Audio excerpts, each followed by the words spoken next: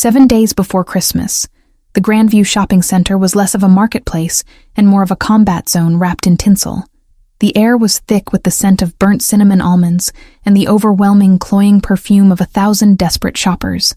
For Vanessa Grant, navigating the crushing tide of bodies wasn't about finding the perfect gift. It was a tactical exercise in survival. She gripped 5-year-old Lily's small, mitten-clad hand with a ferocity that made her own knuckles ache, her eyes darting not toward the glittering display windows, but toward the exits, the shadows between kiosks, and the faces of every man who stood roughly 6 feet tall with a jagged gait. It had been 3 months since they had moved to this side of the city. 3 months of sleeping on a mattress on the floor of a studio apartment that smelled faintly of mildew and boiled cabbage. 3 months of silence. But silence, in Vanessa's experience, was rarely a sign of peace. It was usually the deep intake of breath before the scream. Daniel was out there somewhere, a ghost haunting the edges of her periphery, and every time a stranger bumped her shoulder or a loud laugh erupted near the food court, her heart hammered a frantic rhythm against her ribs. "Mommy, look, the line is moving." Lily's voice was a bright, chiming bell in the low roar of the crowd. She tugged on Vanessa's arm, her eyes wide, and reflecting the golden lights of the massive tree that towered over the central atrium. Vanessa forced a smile, the kind that didn't reach her soul, but served to keep her daughter from sensing the terror vibrating under her skin. "I see it, baby. Just a little longer." They had been standing in the snaking queue for Santa's village for 45 minutes. 45 minutes of exposure in an open space. It went against every instinct Vanessa had honed over the last 2 years of dodging phone calls and changing locks. But Lily had been begging for this. She had seen the commercial on the tiny television in the hospital waiting room while Vanessa finished her shift. And for the last week, it was all she spoke about.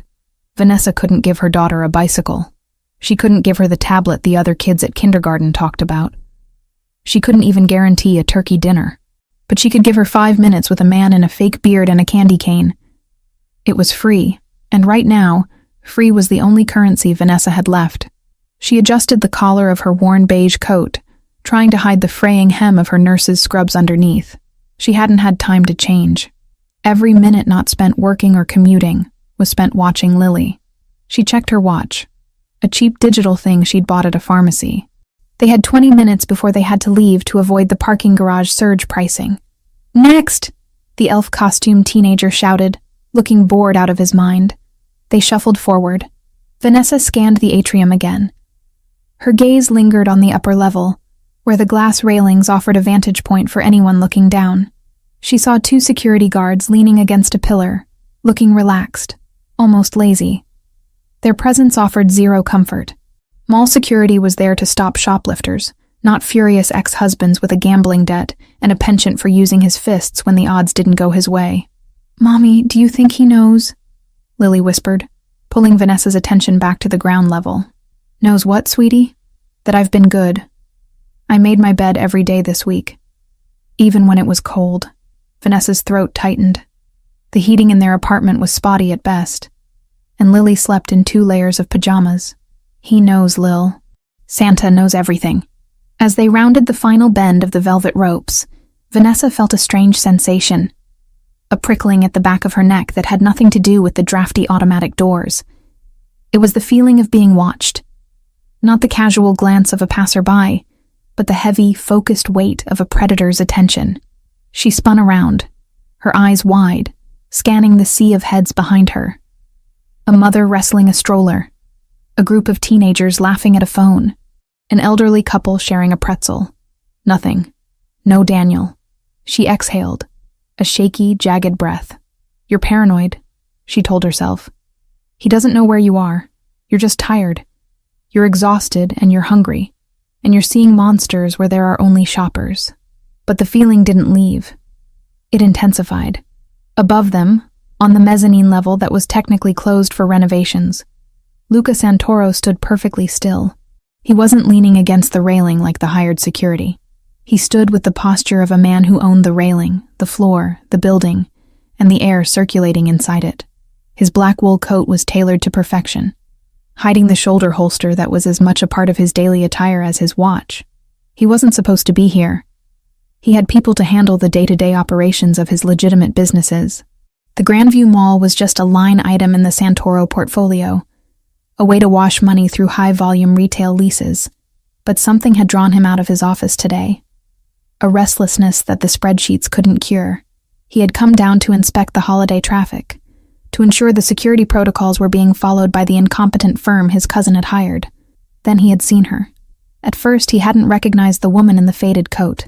Her hair, once a vibrant blonde that caught the sun during recess, was pulled back in a severe, messy bun, the color dulled by lack of care. Her posture was different too. Hunched, protective, tense.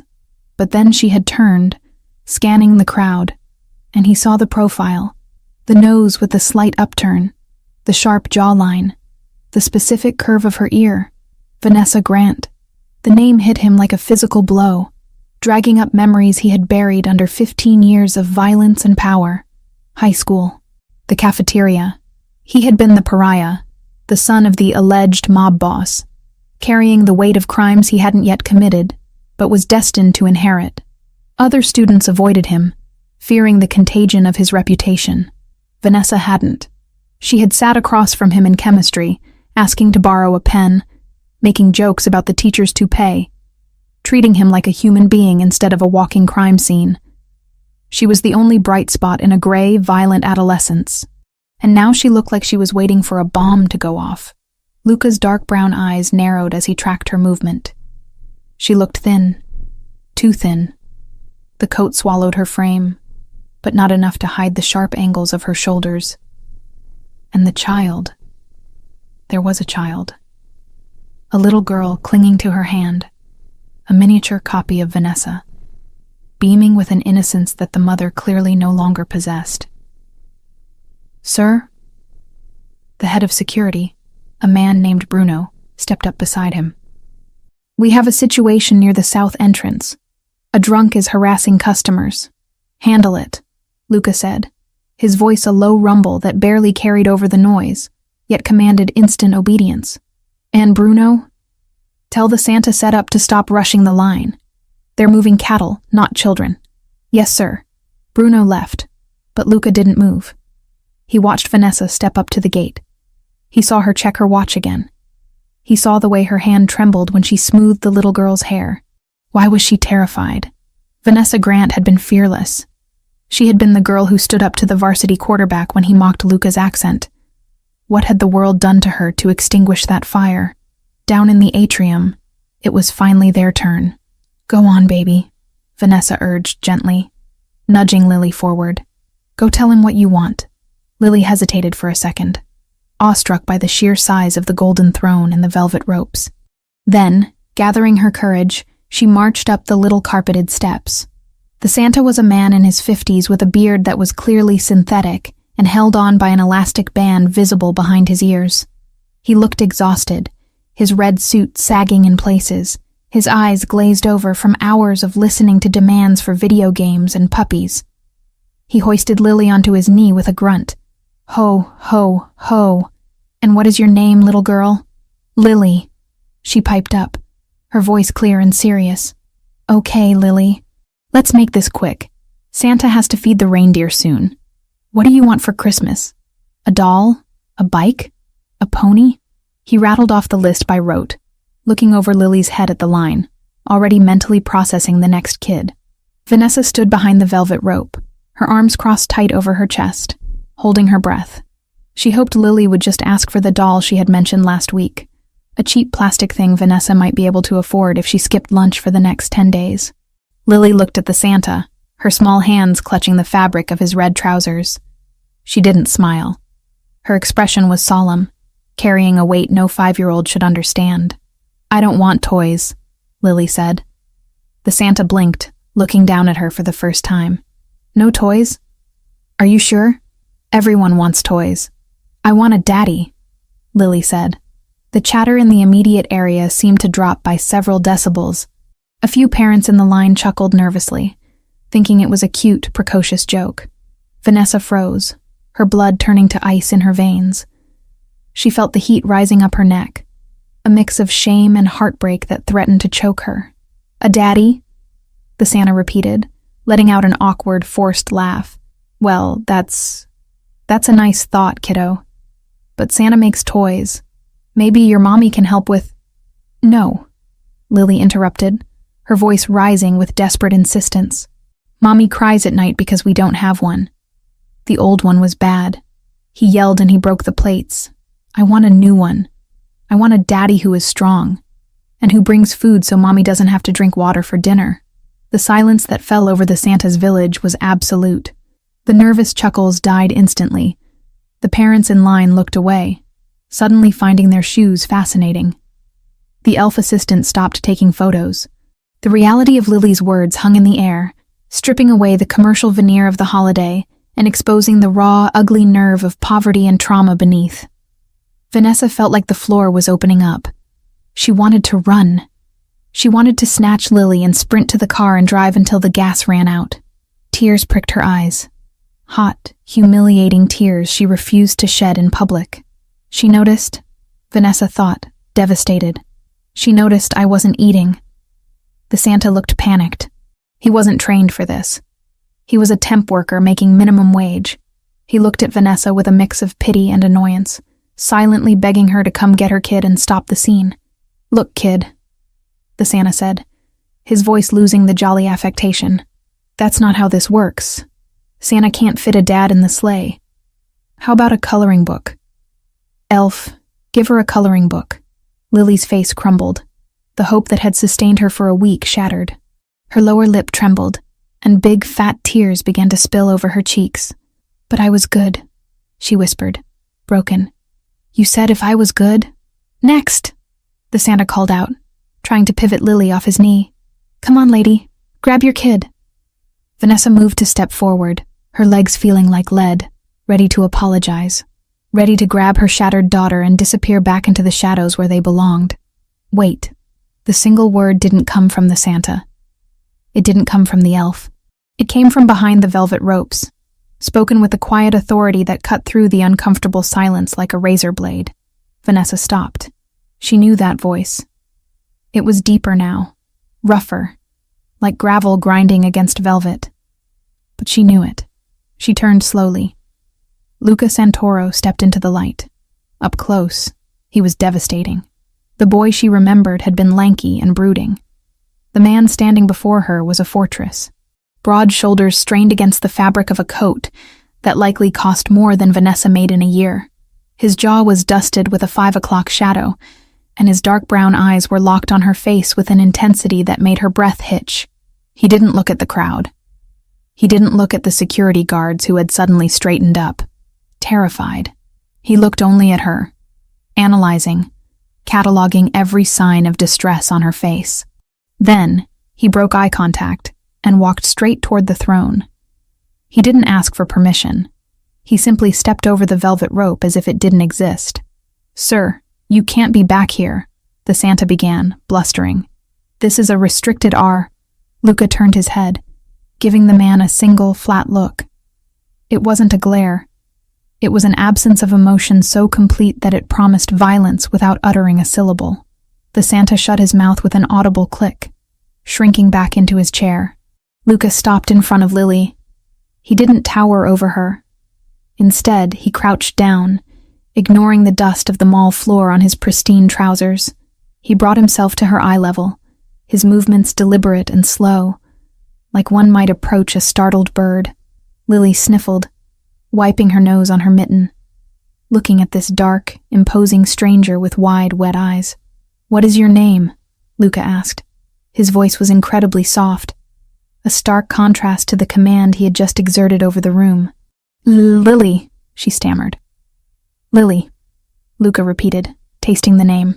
He reached into his coat pocket and pulled out a pristine white handkerchief, offering it to her. "That was a very big wish, Lily." "He said he can't do it," Lily whispered, pointing an accusing finger at the paralyzed Santa. "He said he only has toys." Luca glanced at the Santa with profound disdain, then looked back at the girl. "He is an employee. He has limited authority." Luca paused, shifting his gaze to Vanessa, who stood frozen a few feet away, her hands pressed over her mouth. "But I don't." He turned back to the child. "You said you want a daddy who is strong?" Lily nodded. "And one who ensures there is always food on the table?" She nodded again, more vigorously. Luca held her gaze for a long moment. "Consider it done." A collective gasp seemed to ripple through the onlookers, but Luca ignored them all. He stood up, his full height returning, and turned to the display case that stood behind the Santa's throne. A glass box containing the grand prize of the mall's holiday raffle. It was a handcrafted porcelain dollhouse, fully furnished, accompanied by a limited edition doll that was nearly as tall as Lily. It was the kind of toy that rich parents bought raffle tickets for, but never expected to win. Luca gestured to the floor manager who had come running over, sweating profusely. "Open it." "Mr. Santoro," the manager squeaked. "That's the raffle prize. The drawing isn't until the 24th. We can't just—" "Open it." Luca didn't raise his voice. He didn't have to.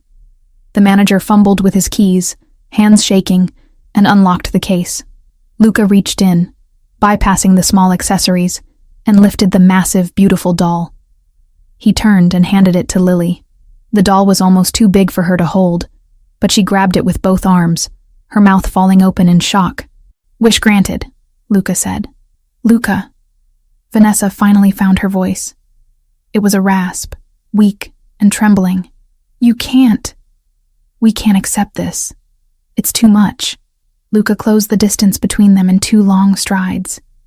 He stopped inches from her, close enough that she could smell the scent of expensive sandalwood and rain on his coat. The proximity was overwhelming. It radiated heat and safety in a way that terrified her, because she knew how dangerous it was to rely on it. "Vanessa," he said. The way he said her name, like it was a prayer he hadn't spoken in years, sent a shiver down her spine. "You aren't accepting charity. You're accepting a correction of an error." "I don't understand," she breathed, looking up into his dark eyes. They were the same eyes she had seen across a chemistry lab table 15 years ago, but harder now, flinty. "You will," he said. He looked around at the crowd, which was now openly staring, phones raised, recording the scene. His expression hardened. He didn't like her being exposed like this. He didn't like the way the crowd looked at her, like a tragedy on display. He placed a hand on the small of her back. The touch was firm, possessive, and electric. It wasn't a question. It was a directive. "We're leaving. My car is in the south garage." Vanessa protested weakly, though her feet were already turning to follow him. I have a shift tomorrow. I can't just—" "Your car is irrelevant," Luca said, steering her away from the gawking Santa and the line of parents. He gestured to Lily, who was clutching the giant doll like a lifeline, trotting to keep up with them. "And you're not going to the south garage." "Why?" Vanessa asked, panic flaring again. "Luca, what are you doing?" He leaned in closer, his lips brushing her ear so that only she could hear him over the festive music. "Because I saw the way you were watching the exits, Vanessa. I saw how you checked the shadows." He pulled back to look her in the eye. "You're running from something. And as of 30 seconds ago, you stopped running." Vanessa felt the air leave her lungs. He saw everything. Mr. Santoro, Bruno, the security chief, appeared at his elbow, looking nervous. "The crowd is getting curious. Do you want me to clear a path?" "No need," Luca said, his hand remaining firmly on Vanessa's back, guiding her and Lily toward the private service corridors that bypassed the public exits. "We're taking the executive elevator." As they walked away from the Santa's village, leaving a confused silence in their wake, Vanessa glanced back one last time. The fake Santa was staring at them with his mouth open. The poverty and the shame that had weighed on her shoulders for months felt different now. They hadn't vanished, but they had been displaced by something heavier and far more volatile. She looked at the man beside her, the boy she had once defended, who had grown into a man who commanded entire buildings with a whisper. He hadn't asked if she needed help. He hadn't asked why she was poor or where her husband was. He had just stepped into the chaos and ordered it to stop. "Luca," she whispered again, as the steel doors of the service elevator slid open, revealing a plush, mirrored interior that looked nothing like the rest of the mall. "You didn't have to do that." He ushered Lily inside, then followed Vanessa, pressing the button for the roof. As the doors slid shut, sealing them in quiet, airtight luxury, he looked at her. His eyes swept over her frayed coat, her tired face, and the defensive set of her shoulders. "I didn't do it for you," he lied smoothly, though his eyes betrayed him. He looked at Lily, who was busy inspecting the lace on the doll's dress. "I did it because nobody tells a child that hunger is her fault." Vanessa swallowed the lump in her throat. She wanted to argue, to maintain some shred of independence, but the exhaustion was a physical weight dragging her down. She leaned back against the mirrored wall, her reflection showing a woman on the edge of collapse standing next to a man made of stone and expensive wool. "Where are we going?" she asked, her voice barely audible. "My car," Luca replied, unbuttoning his coat as the elevator rose smoothly. "And then, somewhere where you don't have to check the exits." The elevator dinged, signaling their arrival at the rooftop parking level. It was a private zone, far away from the chaotic public garages below. The wind howled as the doors opened, carrying snowflakes that swirled into the warmth of the cabin. Vanessa stepped out into the cold, the biting wind whipping her loose strands of hair across her face. She shivered violently, not just from the cold, but from the adrenaline crash. Luca noticed. Without a word, he shrugged off his heavy wool coat. Before she could protest, he draped it over her shoulders. It was heavy, warm, and smelled of him. It enveloped her completely, falling to her knees. "Luca, you'll freeze," she said, looking at him in just his suit jacket and crisp white shirt. "I don't feel the cold," he said simply. He walked toward a massive black SUV parked alone under a floodlight, its engine already humming, exhaust pluming white smoke into the night air. Vanessa clutched the lapels of his coat, watching him walk ahead to open the door for Lily. She looked at her daughter, who was smiling for the first time in months. She looked at the man who had just rewritten their Christmas with a single command. She didn't know what the price of this rescue would be. In Luca's world, everything had a price. She remembered that much from the rumors in high school. But as she watched him gently help Lily into the booster seat that shouldn't have been there but somehow seemed to fit the narrative of his preparedness, Vanessa realized she didn't care about the cost. For the first time in years, she wasn't the one standing between her daughter and the world. Someone else was standing in front of them. She took a deep breath, filling her lungs with the icy air, and walked toward the car. The shopping mall below them continued its frantic, noisy existence. But up here, in the shadow of Luca Santoro, the silence wasn't terrifying. It was heavy. It was absolute. And for the first time, it felt like a wall rather than a void. The week before Christmas had started with a wish. She just hoped she could survive the granting of it. "Get in, Vanessa," Luca said, holding the rear door open for her, his dark eyes unreadable against the snowy backdrop. She climbed in. The door shut with a solid, reassuring thud, locking out the wind, the cold, and the past. Or so she thought. She didn't know that the past was waiting for them at the exit gate, ready to test just how strong this new protection really was. But for this moment, in the leather-scented warmth of the SUV, she closed her eyes and allowed herself to breathe. The interior of the SUV was a sealed capsule of silence and leather, a stark contrast to the biting wind that had been whipping across the rooftop just seconds before. The heating system was already humming, pushing warm, filtered air against Vanessa's frozen cheeks. But the chill nestled deep in her bones refused to dissipate. She sat stiffly on the edge of the plush seat, the oversized wool coat Luca had draped over her shoulders pooling around her like a protective fortress. Beside her, Lily was already entranced by the ambient lighting of the vehicle, her small fingers tracing the stitching on the armrest. The massive doll from the mall clutched tightly to her chest as if she feared it might evaporate if she let go. "My car," Vanessa murmured, the reality of the situation piercing through the haze of shock. She leaned forward slightly, looking toward the driver's seat where Luca had settled in with a fluid, commanding grace. "Luca, I can't just leave it. It's a piece of junk, I know, but it's the only way I can get to work. My nursing bag is in the trunk, my ID badge." Luca glanced at her through the rearview mirror. His dark brown eyes were calm, unreadable pools that absorbed the panic radiating from her without reflecting it back. He didn't turn the ignition key immediately. Instead, his gaze shifted to the dashboard, his fingers drumming a slow, rhythmic beat on the leather steering wheel. "Where is it parked?" he asked. His voice was low, vibrating through the quiet cabin. It wasn't a question of whether she needed the car. It was a logistical inquiry. "Section D near the ramp," Vanessa replied, her voice trembling. "It's the silver sedan with the dented bumper." Without a word, Luca started the engine.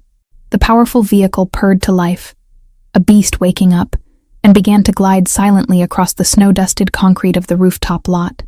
Vanessa watched the rows of cars pass by, her heart rate spiking with every shadow that stretched across the pavement. She knew this was irrational. She was inside a tank of a car with a man who terrified the rest of the city. But trauma didn't understand logic. Trauma told her that safety was a lie, and that the moment she lowered her guard, the blow would come.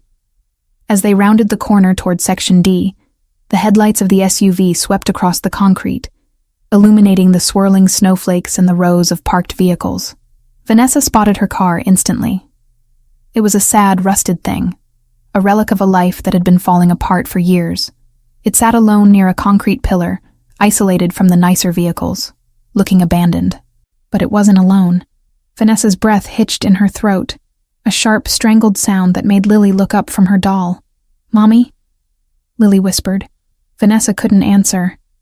Her eyes were locked on the figure standing by the driver's side door of her sedan. He was wearing a hooded sweatshirt that had seen better days, frantic energy radiating off him even from this distance. He was trying to force a wire coat hanger through the seal of her window, his movements jerky and aggressive. "Daniel, he found us," Vanessa whispered, the blood draining from her face so fast she felt dizzy. "Oh God, he found us. How did he know? I didn't tell anyone where we were going." Daniel looked worse than he had the last time she saw him. He was thinner, his face gaunt, illuminated by the harsh glare of the parking lot lights. But the desperation in his posture was familiar. It was the desperation of a man who had lost everything at the tables and needed someone to bleed to make himself feel powerful again. Luca stopped the SUV about 20 feet away. He didn't turn off the engine. He didn't look surprised. He looked at Daniel with the same detached clinical interest a scientist might have for a cockroach scuttling across a clean floor. "Stay here," Luca said. The command was absolute. He unbuckled his seatbelt, the sound loud in the tense silence. "Luca, don't!" Vanessa reached out, her hand hovering near his shoulder but not daring to touch the expensive fabric of his suit. He's erratic. He might have a knife. He gets crazy when he's like this. Just drive. Please, just drive away." Luca turned in his seat, looking at her fully, his expression softened by a fraction of a degree. But the steel behind it remained. "Lock the doors behind me, Vanessa." "Luca." "Lock the doors." He opened the door and stepped out into the cold night. The wind caught his suit jacket, but he didn't seem to notice. He closed the door firmly, and Vanessa, operating on autopilot, immediately hit the lock button. The heavy thud of the locks engaging echoed through the car. She scrambled across the seat to the window, pressing her hand against the cold glass, watching the scene unfold like a nightmare she couldn't wake up from. Daniel hadn't noticed the SUV yet. He was too focused on his assault on the old sedan, cursing loudly, kicking the tire in frustration. The metal of the coat hanger snapped, and he screamed a string of obscenities that Vanessa could hear, even through the insulated glass of Luca's car. Luca walked toward him. He didn't run. He didn't shout. He walked with a predatory smoothness, his hands loose at his sides, his footsteps silent on the snow. He was a shadow detaching itself from the dark, moving with lethal intent. Daniel spun around only when Luca was 10 feet away. The sudden appearance of a man like Luca, tall, broad, radiating wealth and violence, startled him. Daniel stumbled back against the sedan, his eyes widening. For a second, confusion reigned. He looked at Luca, then at the SUV, and then recognition dawned on his wasted face. He didn't recognize Luca Santoro, the mafia boss. He recognized a rich man standing between him and his target. "Get lost, pal," Daniel sneered, trying to summon bravado. He straightened up, wiping his nose with the back of his hand. "This is a private dispute. Walk away before you get hurt." Vanessa flinched. She wanted to scream at Daniel to run, not to save him, but because she knew what happened when people threatened Luca Santoro. She had heard the stories in high school, the rumors of what happened to the boys who keyed his car or insulted his family. Luca didn't speak. He stopped 5 feet from Daniel, his stillness unnerving. He was perfectly calm, a statue carved from obsidian. "I said beat it," Daniel shouted, pushing himself off the car. He reached into his pocket. Vanessa's heart stopped. She pulled Lily's head down into her lap, covering the girl's eyes. "Don't look, baby. Don't look." "Is Daddy there?" Lily asked, her voice muffled against Vanessa's jeans. "No." Vanessa choked out. "Just stay down." She looked back out the window. Daniel hadn't pulled a knife. He had pulled out a screwdriver, brandishing it like a weapon. It was pathetic. Against a normal man, it might have been terrifying. Against Luca, it looked like a child's toy. Luca looked at the screwdriver, then up at Daniel's face. He finally spoke. Vanessa couldn't hear the words, but she saw the shape of them. Brief, cold, final. Daniel lunged. It happened so fast that Vanessa barely registered the movement. One moment Daniel was thrusting the screwdriver forward, screaming something incoherent. The next, he was airborne. Luca didn't just dodge. He stepped inside the attack, his movement a blur of efficiency. He caught Daniel's wrist, the one holding the weapon, and twisted. Even through the glass, Vanessa imagined she heard the snap. Daniel's scream was audible this time. It was a high, thin sound of agony. The screwdriver clattered to the pavement. Luca didn't stop. He didn't strike Daniel with a closed fist. He didn't dirty his knuckles. He simply used Daniel's own momentum and the leverage of the broken wrist to spin him around and slam him face first into the hood of the sedan. The impact shook the old car. Dust flew up from the rusty metal. Daniel crumpled, his legs giving out, but Luca held him pinned there with one hand on the back of his neck, forcing his face into the cold metal. Vanessa was shaking uncontrollably. She had feared Daniel for 2 years. She had spent nights awake, terrified of his footsteps in the hall, and Luca had dismantled him in 3 seconds. It wasn't a fight. It was a correction. Luca leaned down, bringing his mouth close to Daniel's ear. He was speaking again. Vanessa watched Daniel's struggles cease instantly. The man who had terrorized her, who had stolen her savings and bruised her ribs, went completely still, paralyzed by whatever Luca was whispering to him. After a long moment, Luca released him. He stepped back, straightening his cuffs, brushing an invisible speck of dust from his jacket. Daniel slid off the hood of the car, clutching his broken wrist to his chest. He was sobbing now, sliding down to his knees in the slush. He looked up at Luca, not with anger, but with the pure, unadulterated terror of a man who has looked into the abyss and seen something looking back. Luca pointed a single finger toward the ramp of the parking garage. "Leave." Daniel didn't hesitate. He didn't look at the SUV. He didn't look for Vanessa. He scrambled to his feet, slipping on the ice, and ran. He ran like the devil himself was snapping at his heels, disappearing into the darkness of the stairwell without looking back once. Vanessa let out a breath she felt she had been holding for an hour. Her entire body sagged against the door. He was gone. Just like that. Luca stood by the empty car for a moment, watching the spot where Daniel had vanished. Then he turned and walked back to the SUV. His demeanor hadn't changed. He didn't look winded. He didn't look angry. He looked like a man who had just taken out the trash. He opened the driver's side door and slid back in, bringing a gust of cold air with him. The atmosphere in the car shifted instantly. The silence was heavier now, charged with the violence that had just occurred. "Luca," Vanessa started, her voice barely a whisper. She didn't know what to say. "Thank you? Did you kill him? Are you crazy?" Luca turned to look at her. His eyes were devoid of the darkness she expected. They were calm. He looked past her to Lily, who was still hiding in Vanessa's lap. "Is she okay?" he asked. Vanessa looked down, stroking Lily's hair. "I think so." She didn't see anything. "Good." Luca put the car in gear. "What did you do to him?" Vanessa asked, finding her courage. "Luca, you broke his arm. The police. The cameras in this garage have been malfunctioning for a week, and the company that's supposed to fix them answers to me," Luca said smoothly, pulling the SUV away from her sedan. And the police are not going to be called. Daniel isn't going to the police. He's going to find a hole to crawl into, and he's going to stay there. You don't know him, Vanessa argued weakly, though her conviction was fading. He's desperate. He owes money to bad people, Luca. He came for me because he thinks I have money hidden away. He won't stop. Luca navigated the SUV down the spiral ramp of the parking garage, his movements precise and controlled. He will stop, Luca corrected her, because he doesn't owe money to bad people anymore. He owes it to me. Vanessa froze. She stared at the side of his profile, illuminated by the passing streetlights. What? $50,000, Luca said, as casually as if he were discussing the price of the doll in the back seat.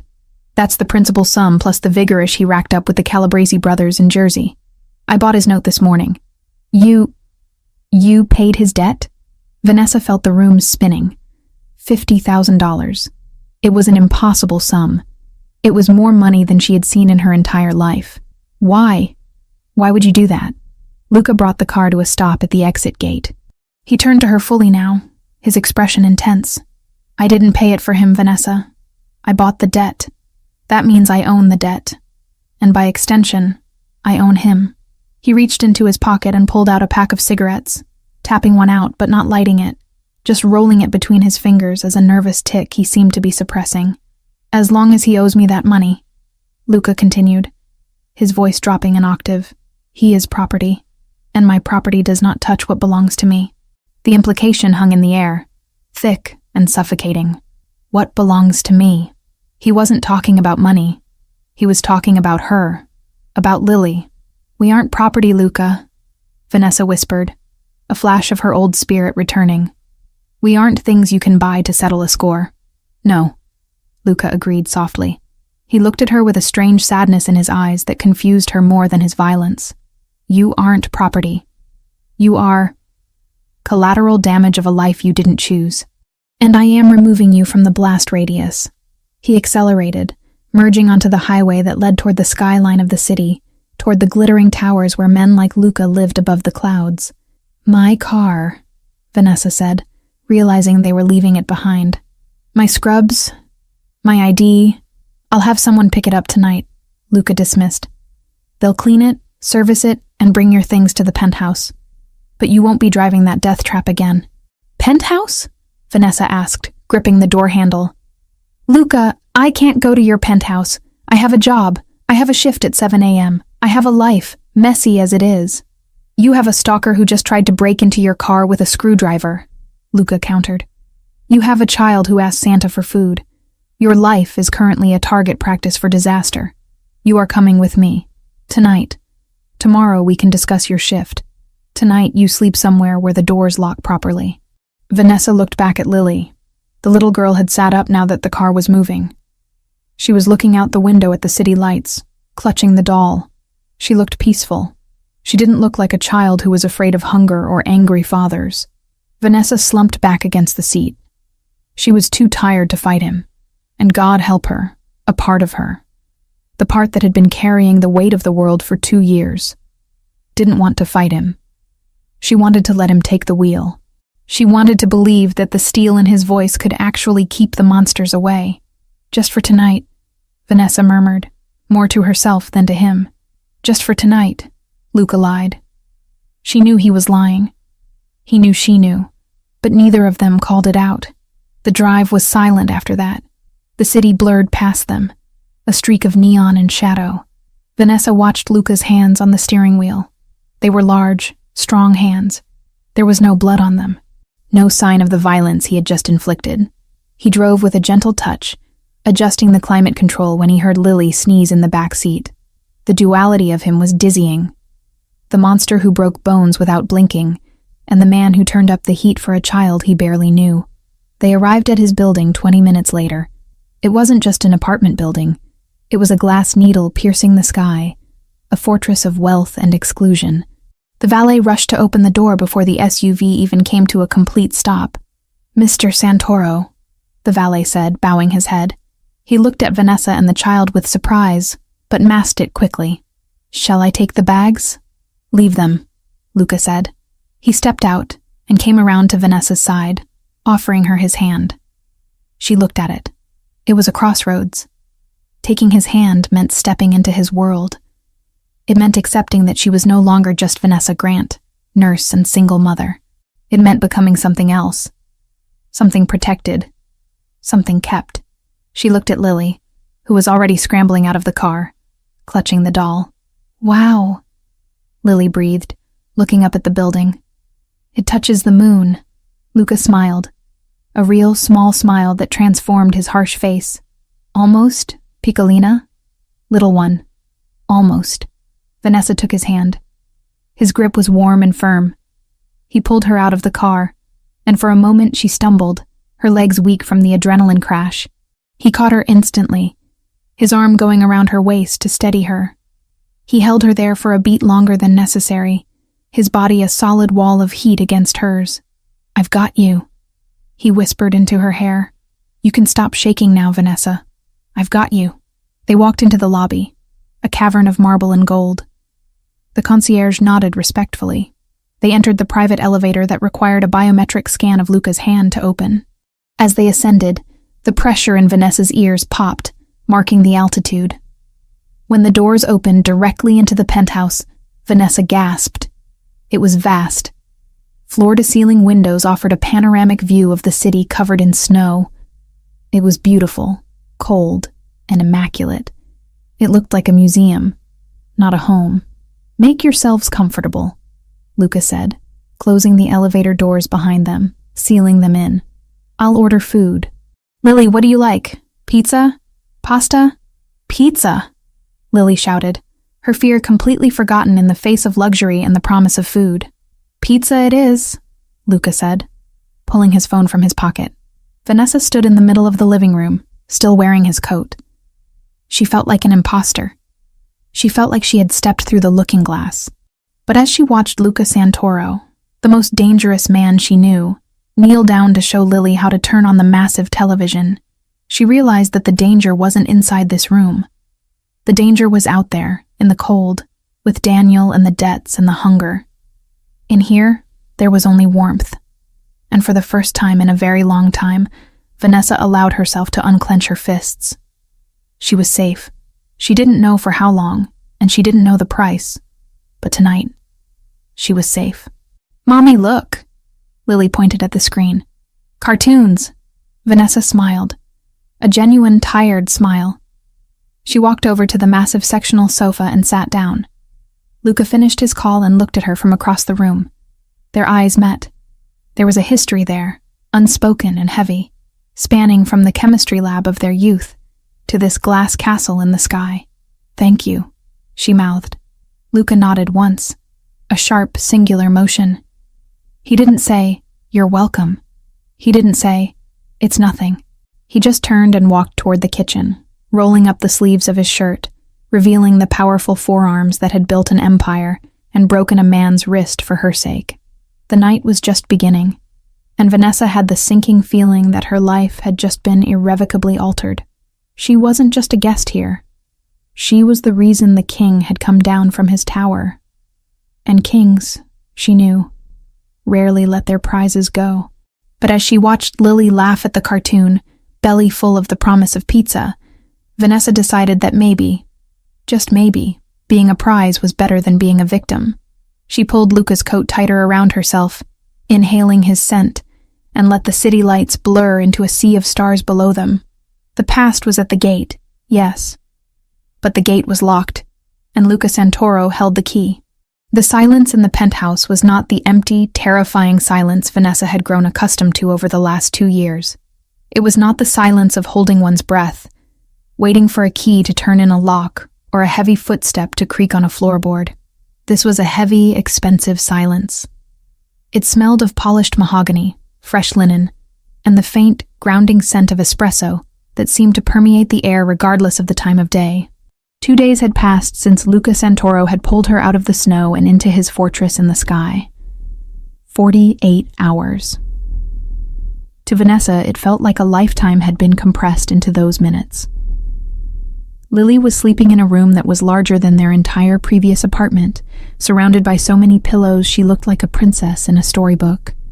And Vanessa was standing in a kitchen that cost more than she would earn in 10 lifetimes, staring at a stainless steel refrigerator as if it were an alien artifact. She tightened the sash of the silk robe that had been left in her room. It was navy blue, soft as water against her skin, and it made her feel like an imposter. She shouldn't be here. She shouldn't be comfortable. Comfort was a trap. Comfort made you slow, and being slow got you hurt. "I have to do something," she whispered to herself, the sound of her own voice startling her in the quiet morning light. She couldn't pay him. The thought of the $50,000 he had spent to buy Daniel's debt sat on her chest like a concrete block. She couldn't give him money, but she could be useful. She could prove that she wasn't a leech, just another person taking from him. She opened the refrigerator. It was stocked with military precision. Rows of organic eggs, imported cheeses, cartons of milk, fresh berries, and vegetables that looked like they had been polished before being shelved. She grabbed the eggs, the flour, the milk. She found a heavy ceramic bowl and a whisk. Cooking. She could do cooking. It was mechanical, rhythmic, and safe.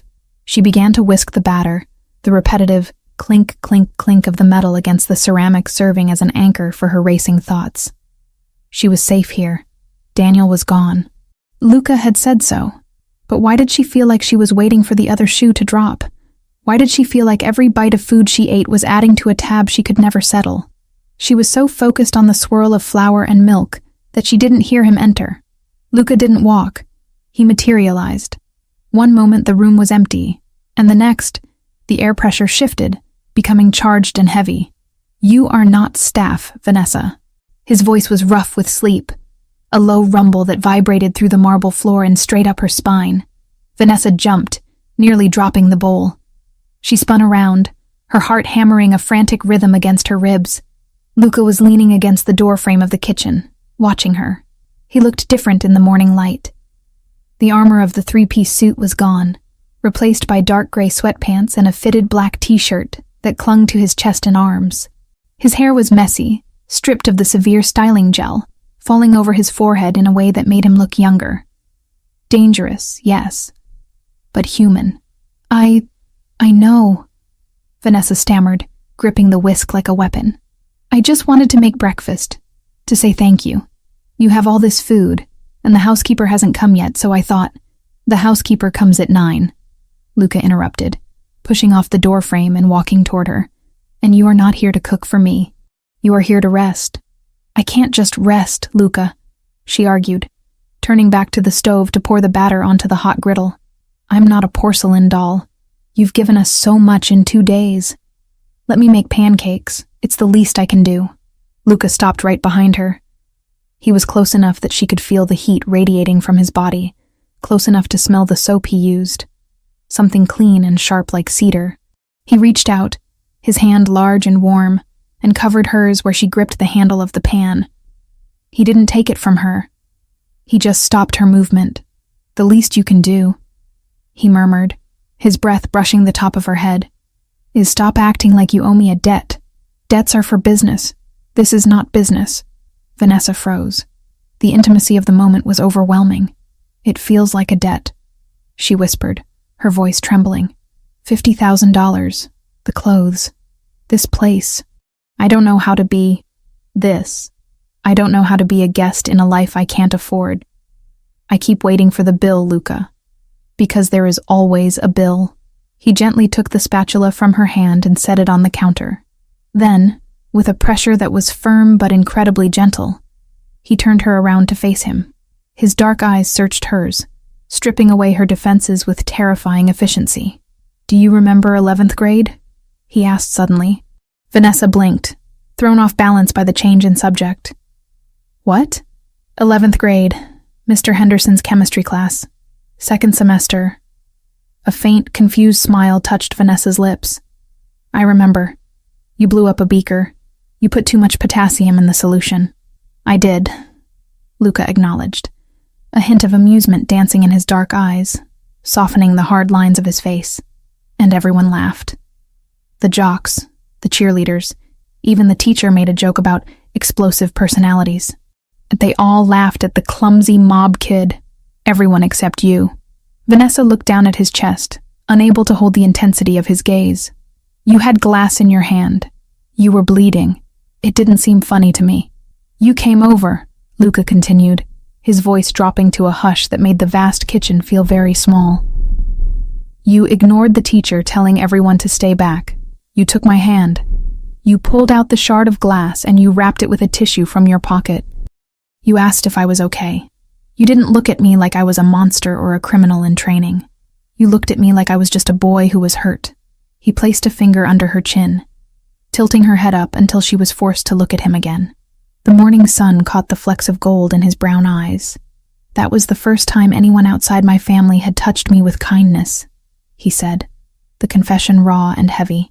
I watched you for 2 years after that. I saw you walk through the halls trying to be invisible, hiding behind your books. But you were never invisible to me. You were the only color in a gray world, Vanessa. Vanessa's breath hitched. She had assumed he helped her in the mall because he was powerful and she was pathetic, a charity case to make himself feel benevolent. She hadn't realized that she had been carrying a piece of his history with her all this time. I knew who you were, she admitted softly. Everyone said to stay away from the Santoro kid. They said your family was dangerous. They said you would hurt anyone who got too close. I was dangerous, Luca said simply. I am dangerous. Not to me, she countered, the realization surprising her as she spoke it. You were never dangerous to me. No, he agreed, his thumb brushing her cheekbone, a touch so light it felt like a ghost. Never to you. The moment hung suspended in time, fragile and beautiful. Vanessa felt a pull toward him, a magnetic force that defied all logic. She was a struggling nurse with a chaotic past. He was a kingpin who ruled the city from the shadows. But in this kitchen, with the smell of pancakes and coffee, none of that seemed to matter. Mommy, pancakes! The spell shattered as Lily came bounding into the kitchen, clutching her giant doll by one arm. She was wearing a pair of pajamas Luca had ordered for her, soft pink flannel with clouds on them. She looked rested, her cheeks flushed with sleep, the dark circles under her eyes fading. Luca stepped back instantly, creating a respectable distance between them, but the warmth in his eyes didn't fade as he looked at the child. Good morning, Piccolina, he said, his voice shifting from intense to playful. Your mother made pancakes, but only if you wash your hands first. Okay. Lily dropped the doll on a velvet chair and scrambled toward the sink. Luca grabbed a stool and moved it over so she could reach the faucet, turning on the water for her and handing her the soap. Vanessa watched them, her heart aching in her chest. It was a domestic scene she had stopped dreaming of years ago. A father figure, a warm kitchen, safety. It was everything she wanted, and that made it terrifying. Because if she let herself want it, losing it would kill her. They ate at the kitchen island. Luca ate 3 pancakes, praising Vanessa's cooking with a seriousness that made her blush. He listened intently as Lily described a dream she had about a flying reindeer who ate pizza. He didn't check his phone. He didn't look distracted. He gave them his undivided attention, a gift more expensive than the penthouse itself. But the real world has a way of intruding on even the highest towers. As they were finishing up, a soft, urgent chime echoed through the room. Luca's expression shifted instantly. The softness vanished, replaced by the granite mask of the dawn. He pulled a phone from his pocket, not the one he used for food orders, but a sleek black device with no brand markings. He glanced at the screen, and his jaw tightened. The temperature in the room seemed to drop 10 degrees. Excuse me, he said, standing up abruptly. I have to take this. Stay here. Relax. He walked out of the kitchen and down the long hallway toward his office, closing the heavy oak door behind him with a definitive click. Vanessa watched him go, a cold draft settling over her heart. The transition was jarring. 1 minute he was Luca, the boy who remembered a tissue in chemistry class. The next, he was the boss, answering a call that probably involved things she didn't want to know about. Inside the soundproof office, Luca answered the phone. Speak. We have a problem, boss. Bruno's voice came through, tense and clipped. We tossed Daniel's apartment like you asked. It's clean. Too clean. But we found something else. Or rather, someone else found it first. Luca walked behind his massive desk and stared out at the city skyline. The snow was falling again, covering the grime of the streets in white. Explain. The place was turned over before we got there, Bruno said. Professional job. They were looking for something specific. Floorboards ripped up, vents unscrewed. And we found a tag on the doorframe. A marker. Which family? Luca asked, his hand tightening around the phone until the plastic creaked. Ndrangheta, Bruno replied. The Calabrese faction. Luca cursed silently. The Ndrangheta were not low-level thugs like Daniel. They were organized, ruthless, and they were rivals of the Santoro family. They didn't care about rules, and they didn't care about collateral damage.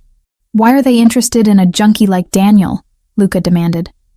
He owed them money, yes, but you don't tear an apartment apart for cash. You break legs for cash. Tearing a place apart means you are looking for information. It's not cash, Bruno said, his voice dropping lower. Word on the street is that Daniel stole a ledger from one of their front operations 3 months ago. He thought he could blackmail them. He's been hiding it. And let me guess, Luca said, his eyes narrowing as he watched a snowflake hit the glass window. They can't find Daniel, so they think the ex-wife has it, Bruno finished. They think Vanessa knows where it is, or that she has it. We intercepted chatter on an encrypted line. They know she's with you, Luca. They know you picked her up at the mall. They think you have the ledger now. They think you made a move against them by taking her. Luca slammed his fist onto the mahogany desk. The sound was like a gunshot in the quiet room. This changed everything. It wasn't just about protecting Vanessa from an abusive ex anymore. She was now a pawn in a mafia war. If the Ndrangheta thought she had their secrets, they wouldn't stop until they had her. Where is Daniel? Luca asked, his voice deadly calm. In the wind. We're tracking him, but he's gone underground. He probably sold the information about Vanessa to them to buy himself time. Find him, Luca ordered. Find him and bring him to the warehouse. I want to know exactly what he stole and who he told. And Bruno? Yes, boss? Tighten the perimeter around the penthouse. I want 3 more men in the lobby and 2 on the roof. No one gets within 100 yards of this building without me knowing their blood type. Understood. Should I tell the girl? Warn her? She needs to know the threat level has changed. Luca paused. He looked at the closed door of his office. He thought about Vanessa in the kitchen, flipping pancakes, finally smiling after years of terror. He thought about how she flinched at loud noises. If he told her that a ruthless criminal organization was hunting her, the fragile peace she had found would shatter. She would panic. She might try to run to protect him or Lily. She would start looking at the exits again. No, Luca said firmly. She knows about Daniel. She thinks he is the only threat. Let her believe that. I will handle the Ndrangheta. She doesn't need to carry that weight. I will be the wall. Is that wise, Luca? If she goes out, she isn't going out, Luca said. She stays here until I wipe the Calabrese family off the map. He hung up. He stood there for a moment, adjusting his cuffs, composing his face. He had to go back out there and play the role of the benevolent protector, while silently preparing for war. When he returned to the living room, Vanessa was sitting on the sofa, folding a pile of laundry that the housekeeping staff had left. She looked up at him, her blue eyes scanning his face for danger. She was perceptive. Too perceptive. Is everything okay? She asked. Fine. Luca lied smoothly. Just business. Minor complications with a shipment at the docks. He sat down in the armchair opposite her, trying to radiate calm. Vanessa, we need to discuss the arrangements. I want you and Lily to stay inside the penthouse for the next few days. I have everything you need here. I can bring in tutors for Lily, anything you want. I have a gym, a library. You don't need to leave. Vanessa stopped folding a shirt. Her hands went still. Stay inside? For how long? Until I say it's safe, Luca said. Safe from Daniel? She asked, her brow furrowing. You said you bought his debt. You said you owned him. If he's handled, why do we need to hide? Luca mentally cursed her sharp mind. Daniel is handled, but desperate men do stupid things. I want to be sure he has left the state before you resume your routine. Vanessa bit her lip. She stood up and walked to the window, looking out at the city she was being asked to hide from. I can't, Luca. I have a shift tomorrow at the hospital. I already called in sick for 2 days. If I don't show up tomorrow, I lose my job. I lose my seniority. I lose the only thing that is mine. I will pay you double your salary, Luca said, frustration leaking into his voice. Triple. You don't need that job. You don't need to scrub floors and deal with sick people for pennies. Vanessa turned around, her eyes flashing with a sudden fire. It's not about the money. It's about my life. For 2 years, Daniel controlled where I went, who I saw, what I spent. I clawed that job back. I fought for it. It's the one place where I'm not a victim, where I'm a nurse who saves children. If I give that up, if I just sit here in your golden tower eating your food, then I'm just trading one cage for another. The words hung in the air. One cage for another. Luca felt a sharp pang in his chest. He stood up and walked over to her. He wanted to shake her, to tell her that the cage was the only thing keeping the wolves out. But he looked at her face, the determination, the fear of losing herself. And he knew he couldn't force her. I am not Daniel, he said intensely. I am not trying to control you. I am trying to keep you alive. I know, Vanessa said, her voice softening. She reached out and touched his arm. A bold move. I know you're not him. But please, Luca, let me go to work. It's the pediatric ward. It's secure. You can have your driver take me. You can have a guard stand at the door. But let me keep my life. Please. If I hide here, Daniel wins. Fear wins. Luca looked down at her. He saw the desperation in her eyes, the need to retain some shred of agency. He knew, logically, that the safest place for her was in this room, but he also knew that breaking her spirit was a different kind of violence, and he was arrogant. He was Luca Santoro. He controlled this city. Surely he could protect one woman at a hospital for 8 hours. He had an army. The 'Ndrangheta wouldn't dare strike in a public hospital in broad daylight. They were shadows, not terrorists. They wanted the ledger, not a public spectacle. He made a calculation. A dangerous one. Fine, Luca said, the word feeling heavy on his tongue. You go to work tomorrow. Vanessa let out a breath of relief, her shoulders sagging. Thank you. Thank you, Luca. But, he raised a finger, his expression severe. My terms. You take my car. You take my driver. And you take a shadow. A shadow? A bodyguard. He will be dressed in plain clothes. He will sit in the waiting room. He will check the exits. You do not go to the bathroom without texting him. You do not go to the cafeteria alone. If anything feels wrong, you press the panic button I will give you, and I will be there in 5 minutes with enough firepower to level the building. If the hospital's alarm starts screaming, don't stop to think. Get to the nearest stairwell and get behind a locked door. Do you understand? Vanessa nodded vigorously. I understand. I can do that. It's just the pediatric floor. It's mostly worried moms and sick kids. It's safe. It's not safe. Luca thought grimly. Nothing is safe. But he couldn't tell her that. Not without revealing the lie he had just constructed. Okay, Luca said. Tomorrow, you go to work. He watched her smile. A real, genuine smile of gratitude, and felt a knot of dread tighten in his stomach. He was giving her what she wanted, but he was exposing her. He would have to double the guard. He would put his best men on the perimeter. I need to make some calls, Luca said, stepping back from her warmth, to arrange the security detail. Okay, Vanessa said. She hesitated, then stood on her tiptoes and kissed his cheek. It was a chaste, quick touch, but it burned his skin like a brand. Thank you for not making me invisible again. Luca watched her walk back to the couch to sit with Lily. He touched his cheek where her lips had brushed his skin. He walked back to his office, his mind racing with tactical layouts of the hospital. He would burn the world down before he let anything happen to her.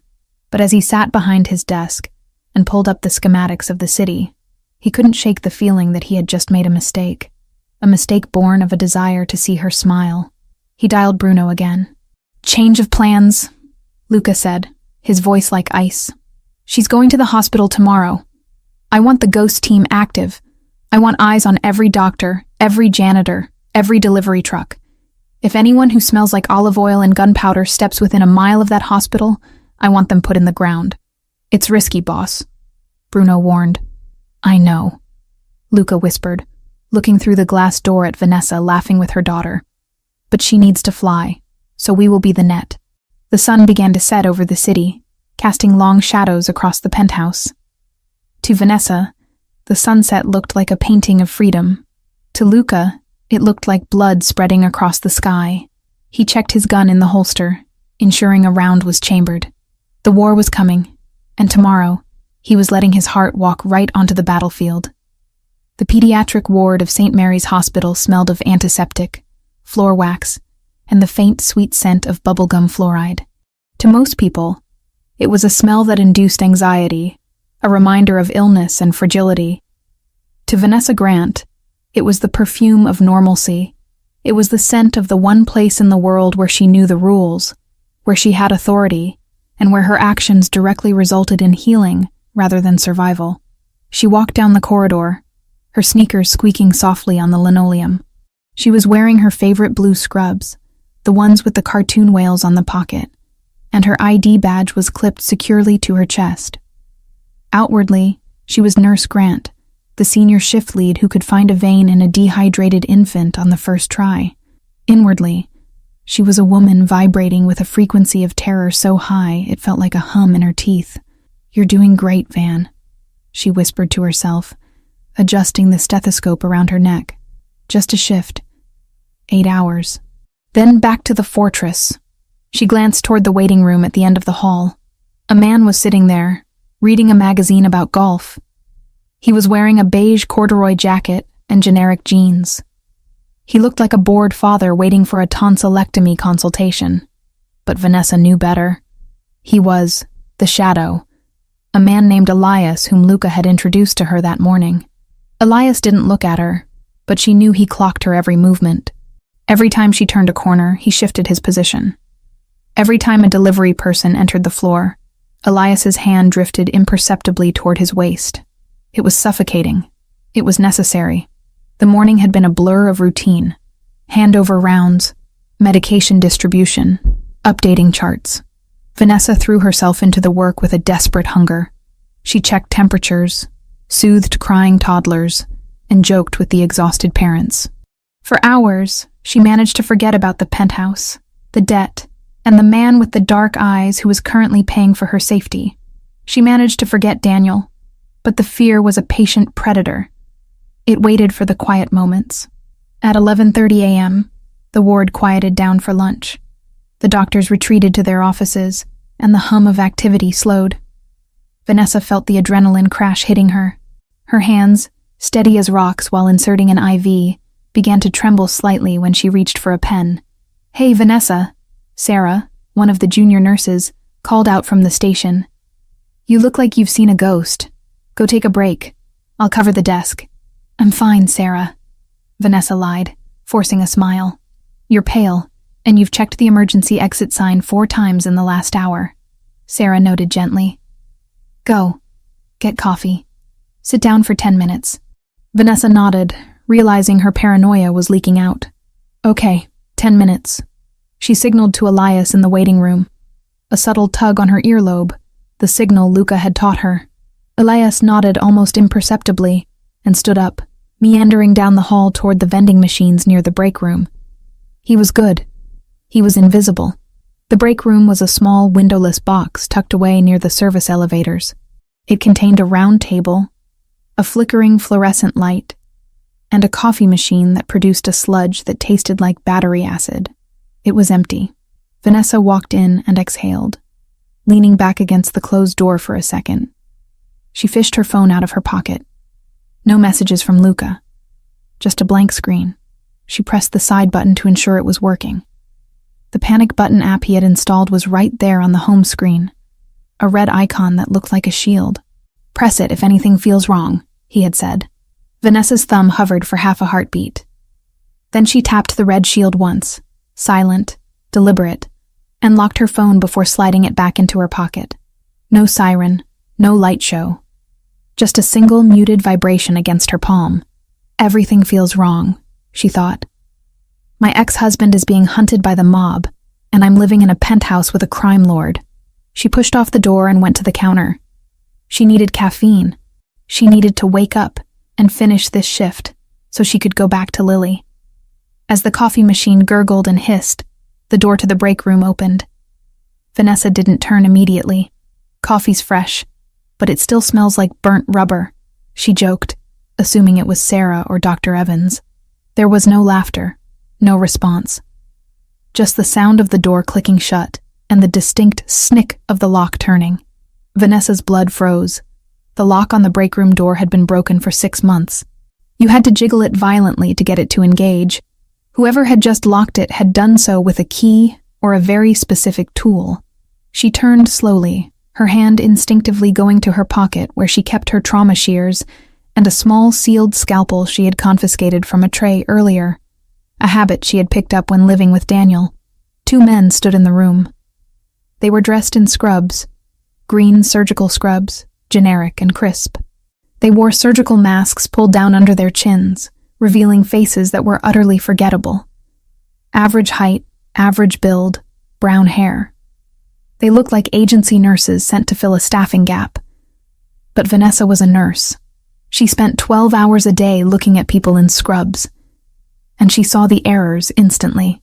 The man on the left was wearing a watch, a heavy gold Rolex that caught the flickering light. Nurses didn't wear heavy metal watches. They harbored bacteria and scratched patients. The man on the right was looking at the coffee machine with confusion, as if he had never seen a communal pot before. But it was their shoes that made Vanessa's stomach drop through the floor. Nurses wore Hokas, Danskos, Brooks, shoes designed for 12 hours of standing on concrete. Shoes that were ugly, functional, and rubber-soled. These men were wearing leather loafers. Expensive, Italian leather loafers with hard soles. The kind of shoes that cost $1,000 and offered 0 arch support. "Can I help you?" Vanessa asked, her voice steady despite the screaming in her head. "This is a staff-only area. The agency orientation is on the 3rd floor." The man with the Rolex smiled. It wasn't a friendly smile. It was the smile of a man who had cornered a rabbit. "We aren't with the agency, Mrs. Grant," he said. His accent was faint, but it was there. European, not the rough, slurred speech of Daniel's gambling buddies. This was precise. "It's Ms. Grant," Vanessa corrected, her fingers wrapping around the handle of the scalpel in her pocket. "And if you aren't agency, you need to leave. Security is just outside." The man in the corduroy jacket? The second man spoke up, his voice bored. "He's currently dealing with a cardiac event in the waiting room. A very sudden, very fatal overdose. He won't be joining us." Vanessa felt the room spin. Elias. They had killed Elias, or incapacitated him. This wasn't Daniel. Daniel was a thug who threw lamps. These men were operators. "What do you want?" Vanessa asked, backing up until her hips hit the counter. The coffee pot was behind her, steaming hot. "We want the book," Rolex said, taking a step forward. "The ledger your husband stole. We know you have it.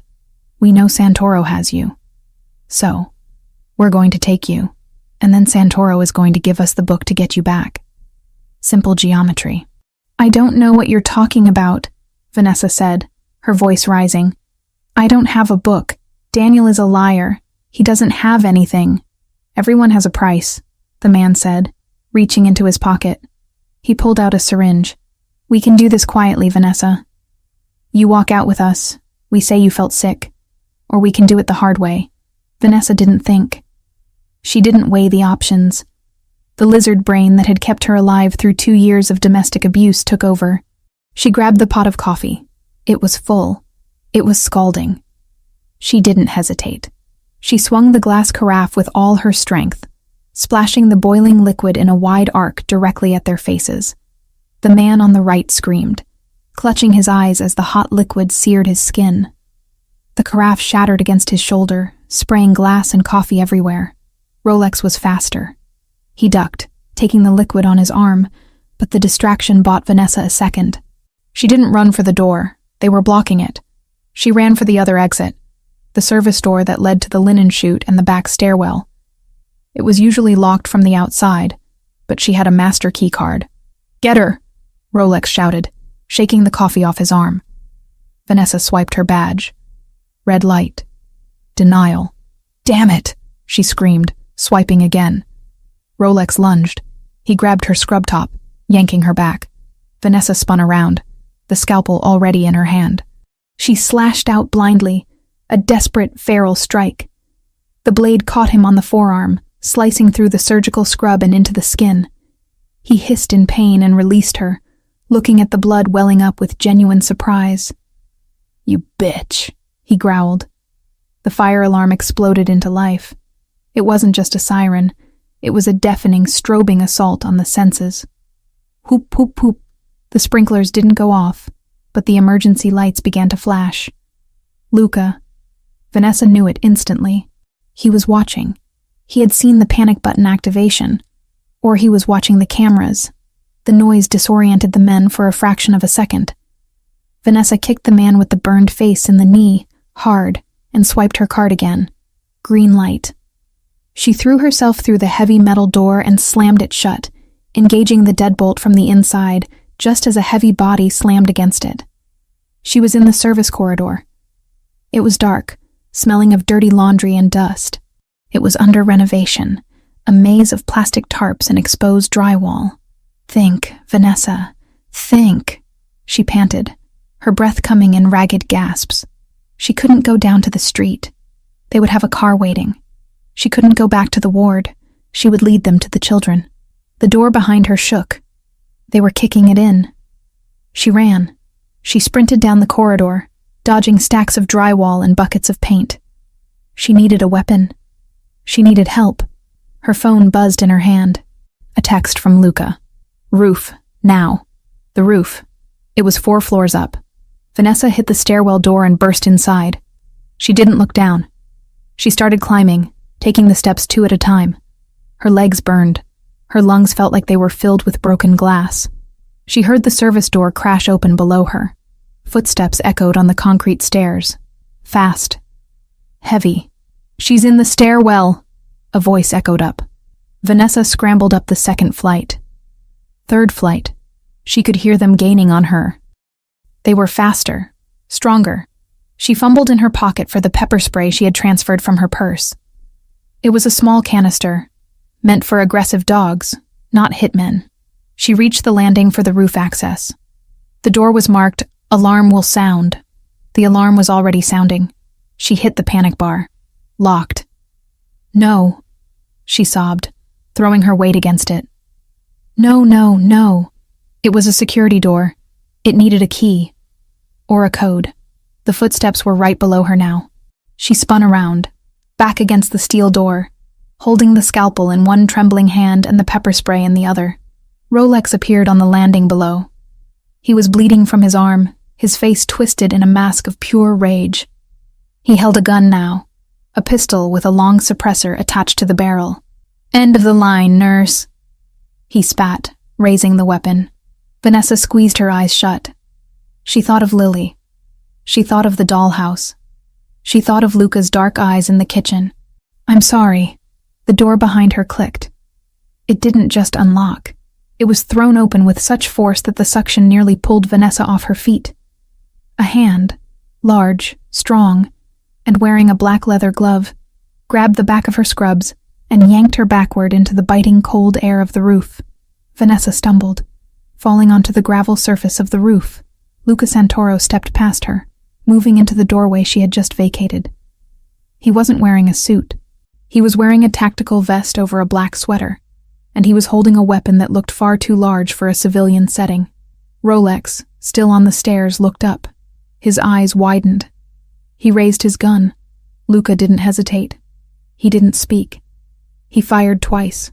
The sounds were sharp cracks, swallowed by the wind and the fire alarm echoing from the building.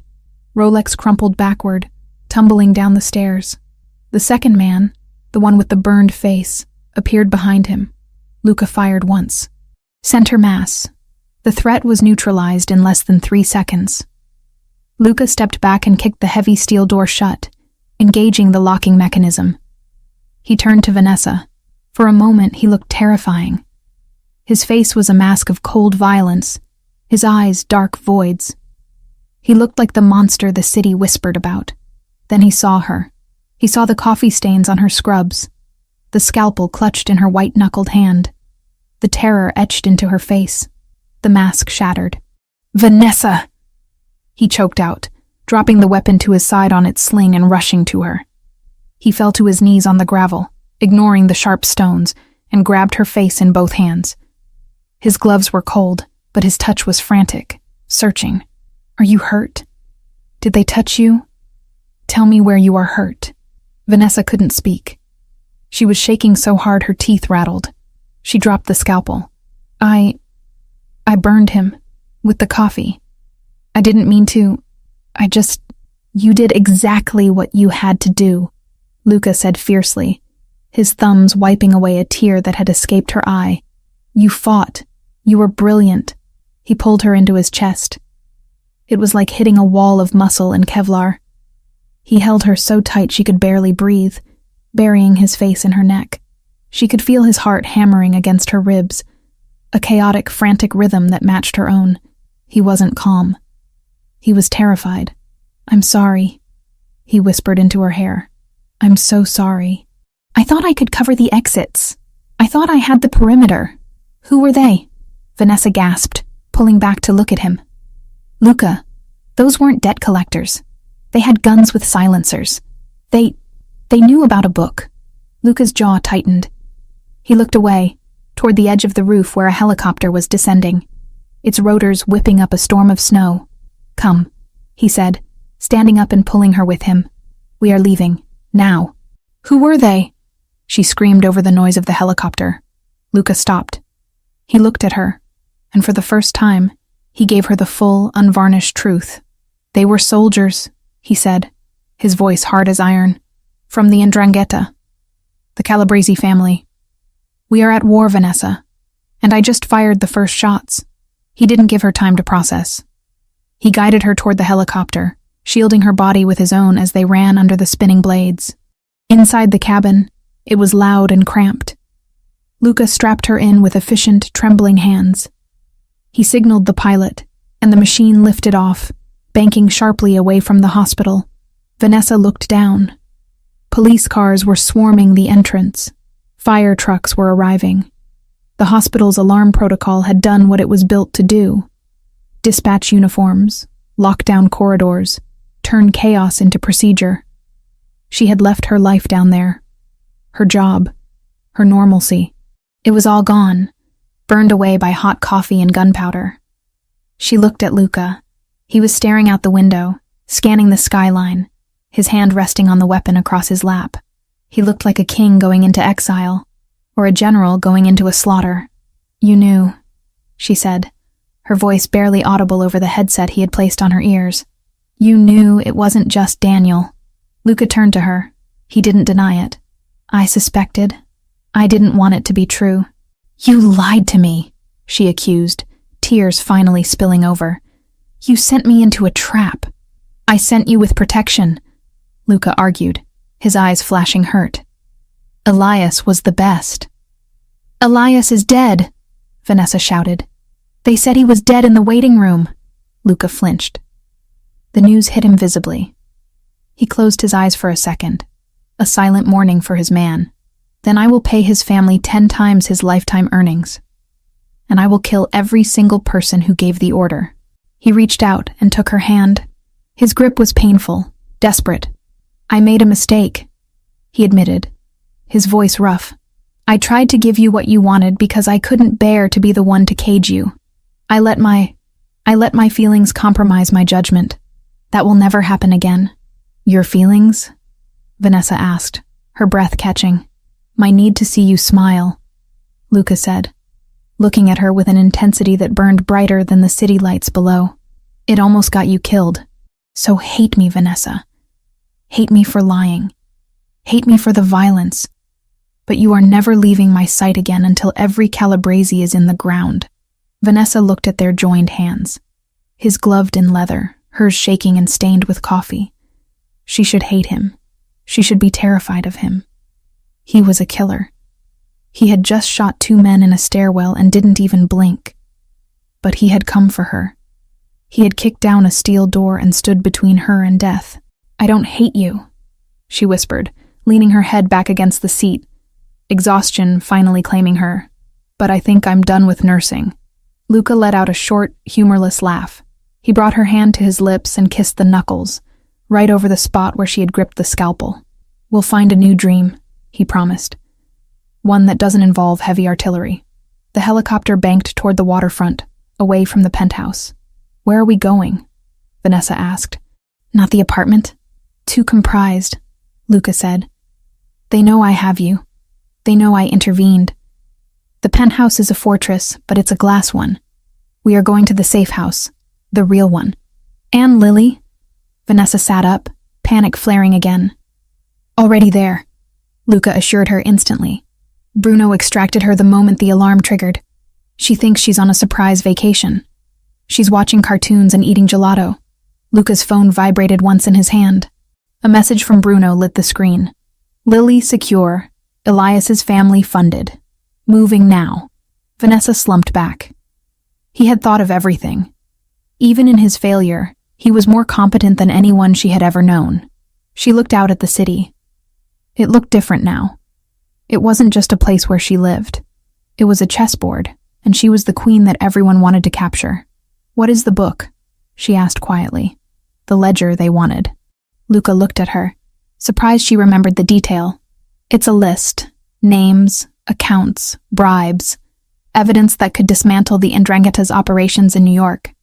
Daniel stole it to blackmail them. He didn't know what he was holding. He thought it was just leverage for a few grand. He didn't know he was holding a nuclear bomb. And they think I have it," Vanessa realized. "Yes. Do you have it?" Luca shook his head. "No. Daniel hid it too well. Or he lost it. Until we find Daniel, or the book, you are the only lead they have." "So I'm bait," she said bitterly. "No," Luca corrected her, his voice fierce. "You are the prize, and I don't share." The helicopter began its descent toward a large estate on the outskirts of the city, surrounded by high walls and dense forest. It looked cold, isolated, and safe. Vanessa closed her eyes. She had wanted a normal shift. She had wanted to be a nurse. Instead, she had become a survivor of a war she didn't understand. But as she felt Luca's thumb stroking the back of her hand, she realized she wasn't just a survivor. She was a partner. She had fought back. She hadn't frozen. And maybe, just maybe, that was enough to survive what was coming next. The Ndrangheta wanted a fight. They were about to find out that Vanessa Grant wasn't just a nurse anymore. She was the woman who stood next to the devil. And she had learned how to hold a scalpel. The dress lay on the bed like a pool of spilled wine. It was a deep, rich burgundy velvet, heavy and soft, catching the dim light of the safe house bedroom with a predatory gleam. It wasn't just a garment. It was a statement. It was the color of royalty, of power, and of blood. Vanessa Grant stood before it, wrapped in a towel, her hair still damp from the shower. The steam from the bathroom had faded, leaving the air cool and crisp, but her skin felt hot. 2 days had passed since the hospital attack. 2 days of hiding in this fortified estate surrounded by dense forest and armed guards. 2 days of watching Luca pace the hallways like a caged tiger, coordinating a war from his encrypted phone. Tonight, the Cold War would turn hot. She reached out and touched the fabric. It was cool against her fingertips. This was the armor Luca had chosen for her. Tonight was the Santoro Winter Gala, the most exclusive event on the city's social calendar. Usually, it was a night for charity and networking. Tonight, it was a trap. "Are you ready?" Vanessa turned. Luca was standing in the doorway. He was already dressed in a tuxedo that fit him with lethal precision. The black wool absorbed the light, making his white shirt and black bow tie pop in stark contrast. He looked devastatingly handsome, but it was the beauty of a weapon. Sleek, dark, and designed to end things. "I don't know," Vanessa admitted, her voice steady despite the flutter in her stomach. Lily is asleep." Luca cut in gently, stepping into the room. Maria is with her. There are 2 guards outside her door and 1 on the balcony. The safe house is on lockdown. No one gets in or out until we return. She is safer here than she would be in the president's bunker. Vanessa exhaled, nodding. Okay, then I'm ready. You haven't put on the dress, Luca noted, his dark brown eyes sweeping over her form, with a heaviness that made her clutch the towel tighter. I was just looking at it. It's beautiful, Luca. But it's a lot. It needs to be, he said, walking over to the bed. He picked up the dress, the velvet draping over his large hands. Tonight, you are not hiding. For 2 years, you made yourself small to survive Daniel. You wore gray. You walked in the shadows. Tonight, we end that. Tonight, you walk into the lion's den wearing red, and you show them that you belong to the only lion that matters. He held the dress out to her. It was a challenge and a promise. Vanessa dropped the towel. She didn't shy away. She had seen the way he looked at her in the kitchen, the way he held her on the roof. Modesty felt like a relic from a past life. She stepped into the dress, pulling the heavy velvet up her body. It fit like a second skin, hugging her curves, the long sleeves elegant, the neckline plunging just enough to be daring without revealing too much. Luca stepped behind her. His hands brushed her bare back as he pulled the zipper up. The sound was a sharp hiss in the quiet room. He didn't pull away when it was done. He rested his hands on her shoulders, leaning down until his cheek brushed against her ear. You look like a queen, he whispered. My queen. Vanessa looked at their reflection in the mirror.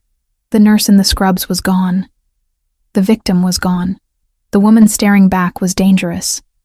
She wore the color of blood, and she stood next to the devil himself. Let's go catch a monster, she said. The drive to the city was silent. The armored limousine moved through the slushy streets like a shark through dark water. Vanessa sat next to Luca, her hand resting in his. His grip was firm, grounding. He was checking his phone periodically, reading messages that vanished as soon as he saw them. Vittorio is there, Luca said, breaking the silence as the city skyline rose up to meet them. He arrived 10 minutes ago. He thinks he's there to accept an award for Philanthropist of the Year. The irony is not lost on me. And the 'Ndrangheta? Vanessa asked. They are embedded. Waiters, valets, guests. They think they are the hunters tonight. They think I am weak because I have been hiding you. They think I will be distracted. Will you be? Luca turned to her. The passing streetlights illuminated the sharp angles of his face. Distracted? No. Motivated? Yes. When we walk through those doors, Vanessa, you stay on my left. Always on my left. That keeps my gun hand free. Vanessa nodded, glancing at the bulge under his jacket that was invisible to anyone who didn't know it was there. What is the signal? I will ask you to dance, Luca said. The second dance, the waltz. That is when the trap springs. The car slowed. They had arrived. The venue was a massive, historic hotel in Midtown, its facade bathed in golden light. A red carpet stretched up the steps, flanked by shivering photographers and eager paparazzi. This was the public face of the mafia. Legitimacy, wealth, glamour. The chauffeur opened the door. The cold air hit Vanessa instantly, biting at her exposed neck. But she didn't shiver. She channeled every ounce of strength she had left. Luca stepped out first. The flashbulbs erupted like a lightning storm. He ignored them, buttoning his jacket, and turned to offer her his hand. Vanessa took it. She stepped out onto the red carpet. The reaction was immediate. A hush rippled through the press line, followed by a frantic increase in the clicking of shutters. The media knew Luca Santoro was a recluse. They knew he was single. Seeing him arrive with a woman, a stunning woman in burgundy velvet, was the scoop of the year. Keep your head up, Luca murmured, his voice barely moving his lips as he guided her forward. Look at them like you own the cameras. Look at them like you're bored. Vanessa lifted her chin. She thought of Daniel cowering in the parking lot. She thought of the men in the hospital stairwell. She wasn't afraid of cameras. Who is she? A reporter shouted. Mr. Santoro. A name. Luca didn't stop. He placed his hand on the small of her back. a possessive claim that the entire world could see. He guided her up the stairs, past the velvet ropes, and into the warmth of the grand ballroom. Inside, the noise of the city was replaced by the swell of a string quartet and the murmur of 1,000 wealthy voices. The room was a sea of black tuxedos and glittering gowns. Crystal chandeliers the size of small cars hung from the ceiling. It smelled of expensive perfume, champagne, and power. "Stay close," Luca said, his eyes scanning the room. He wasn't looking at the decor. He was counting heads. He was identifying threats. Vanessa scanned the room, too. She saw men who looked like politicians, women who looked like models, and men who looked like sharks in human skin. "There," Luca whispered. Vanessa followed his gaze. Across the room, near the open bar, stood a man in a white tuxedo jacket. He was older, with silver hair and a face that looked like it had been carved from granite. He was laughing, holding a glass of scotch, surrounded by sycophants. "Vittorio," Vanessa breathed. The man who had ordered the hit at the hospital. The man who wanted her dead because of a ledger she didn't have. "He looks comfortable," she noted with a surge of anger. "He thinks he has won," Luca said, his voice ice cold. "He thinks his sniper is in position on the north balcony. He thinks his men have secured the exits. He doesn't know that my men quietly removed his sniper 20 minutes ago. And he doesn't know that the waiter's pouring his scotch work for me. So we just wait? We wait. We mingle. We let him see you. We let him think his plan is working. He needs to believe you are exposed." They moved through the crowd. Luca introduced her simply as Vanessa. He didn't give a last name. He didn't explain. The mystery only added to the tension. Men shook Luca's hand with deferential fear. Women looked at Vanessa with jealous scrutiny. Vanessa played her part. She smiled. She accepted a glass of champagne she didn't drink. She laughed softly at jokes she didn't hear, but her senses were dialed up to 11. She noticed the waiter who lingered too long near the pillar. She noticed the man by the curtains who wasn't drinking. "You're doing well," Luca murmured against her ear as they paused near a towering ice sculpture. "Better than well. You're natural." "I'm terrified," she whispered back, keeping her smile fixed. "Good. Fear keeps you sharp." Suddenly the atmosphere shifted. Vittorio had seen them. The older man stopped laughing. He set his glass down. His eyes locked onto Vanessa across the room. It was a look of pure, unadulterated malice. He whispered something to the man beside him, and the man nodded and slipped away into the crowd. "He's initiating," Luca said, his muscles tensing under the suit. "He's giving the order." "Is it time?" Vanessa asked, her heart hammering against her ribs. "Almost. The band is changing tempo." The string quartet faded out, and a full orchestra began to play. The notes were slow, melodic, haunting. A waltz. "May I?" Luca extended his hand. This was it. The signal. Vanessa placed her hand in his. "Yes." He led her to the dance floor. They were the first couple to step out. The spotlight hit them, blindingly bright. For a moment, it was just the two of them in a circle of light, surrounded by darkness and danger. Luca pulled her close. His right hand gripped her waist firmly, his left holding hers up. They began to move. Luca danced the way he fought, with fluid, commanding precision. He led her effortlessly, spinning her through the steps. "Listen to me," Luca said, his voice low and intense as they turned. "In 60 seconds the lights will cut. When they do, you drop to the floor. Do not hesitate. You drop, and you crawl toward the exit behind the bandstand. I will cover you. I'm not leaving you." Vanessa whispered, tightening her grip on his shoulder. "You are not leaving me," Luca corrected. "You are moving to the extraction point. I will be right behind you. But I need to clear the path. Vittorio's men are going to rush the floor. What about the sniper?"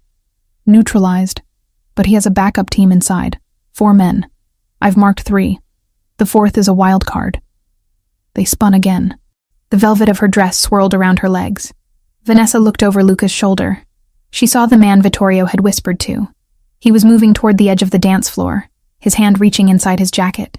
"Luca, 3 o'clock, she hissed. "I see him." Luca said calmly. Keep dancing. Let him get closer. He's going to shoot. He's going to try. The music swelled. The crescendo was building. The tension in the room was palpable. The guests seemed to sense that something was wrong. The air was too thick, the smiles too brittle. Vanessa, Luca said, pulling her slightly closer, his forehead resting against hers for a fleeting second. Whatever happens next, know that I bought that dollhouse. I bought the debt. And I would burn this entire city to keep you safe. Not because of the book, because of you. Vanessa's breath hitched. It was a confession in the middle of a battlefield. I know, she whispered. The music hit its peak. Click. The ballroom plunged into darkness. The blackout was absolute. A collective scream rose from the crowd, a wave of panic. Vanessa didn't scream. She dropped. She fell to her knees, the velvet dress cushioning the impact against the polished floor. Above her, the air exploded. Pop, pop, pop! Muzzle flashes illuminated the dark like strobe lights. It wasn't the sniper. It was Luca. He had drawn his weapon the instant the lights died. Vanessa scrambled on her hands and knees, moving toward the bandstand as instructed. The chaos was deafening. Guests were stampeding, glass was shattering, and the orchestra had abandoned their instruments. She looked back. In the strobe light flashes of gunfire, she saw Luca. He wasn't hiding. He was standing tall in the center of the floor, firing with cold precision at the shadows rushing him. He was a demon of vengeance in a tuxedo. Luca! She screamed, seeing a figure lunge at him from the side, the wild card. Luca spun, using his gun as a club to strike the attacker across the face, then kicked him away. He fired again, clearing the space. Go, Vanessa! Go! He roared, his voice cutting through the screams. She reached the edge of the bandstand. A hand reached out from the heavy velvet curtains behind the stage. Vanessa flinched, raising her arm to strike, but a familiar voice hissed. It's Bruno. Mrs. Grant, come with me. Bruno, Luca's head of security, pulled her behind the curtain.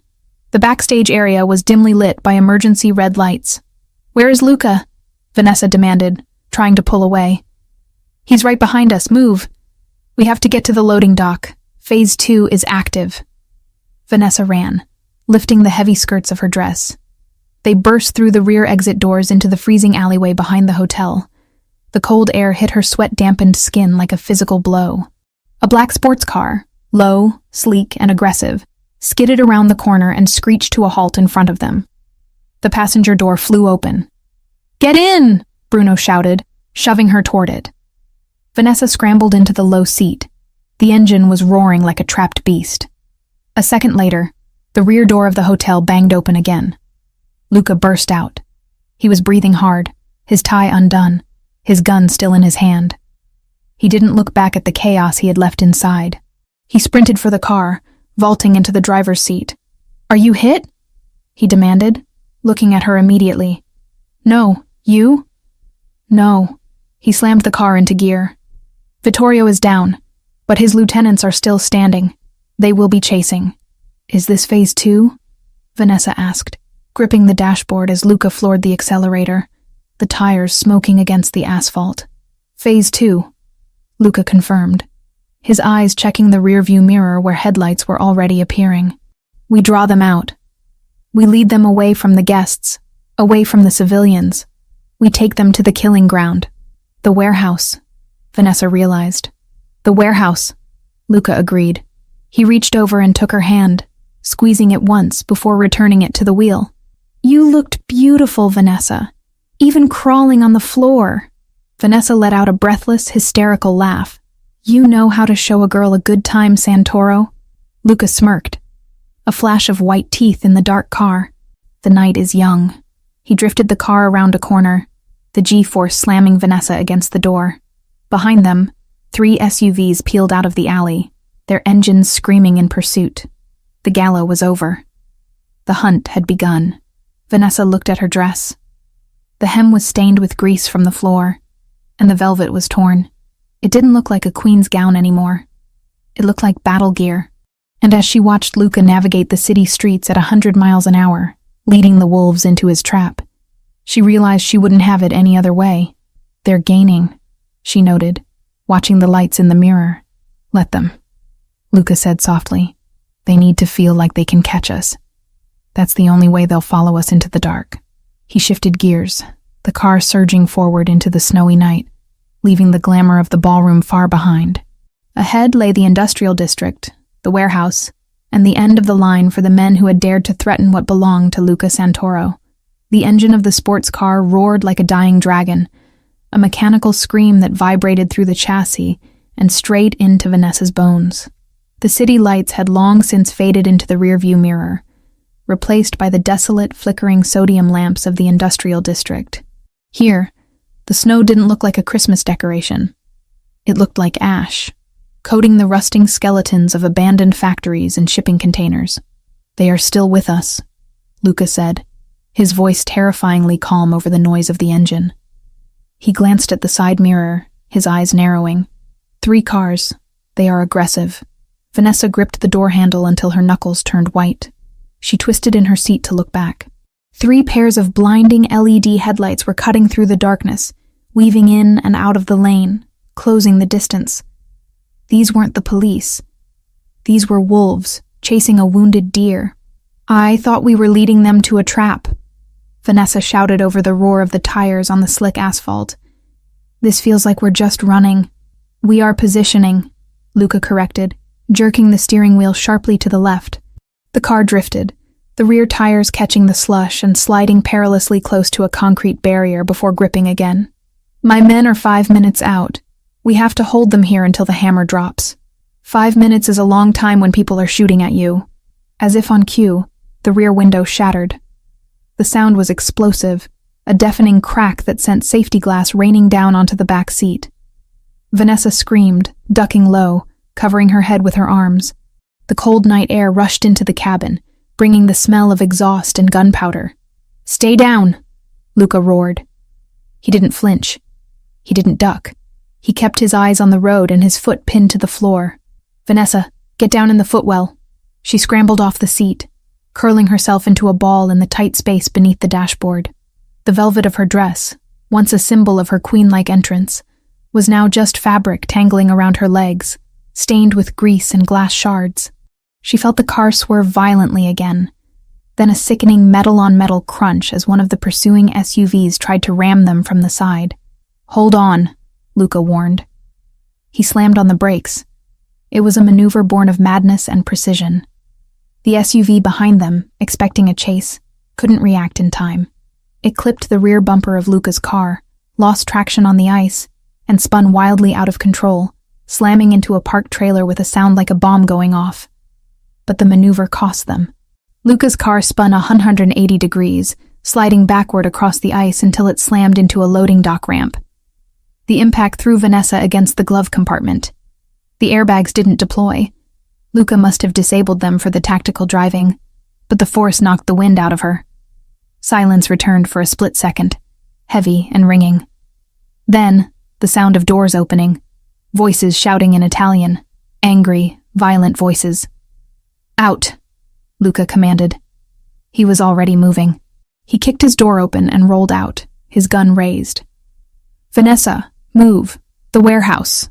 Vanessa scrambled out of the passenger side. Her legs felt like jelly, but adrenaline was a powerful drug. She didn't look at the wreckage. She looked at the massive, rusting corrugated metal doors of the warehouse in front of them. A gunshot cracked through the air, hitting the pavement inches from her heels. "Run!" Luca shouted, firing back.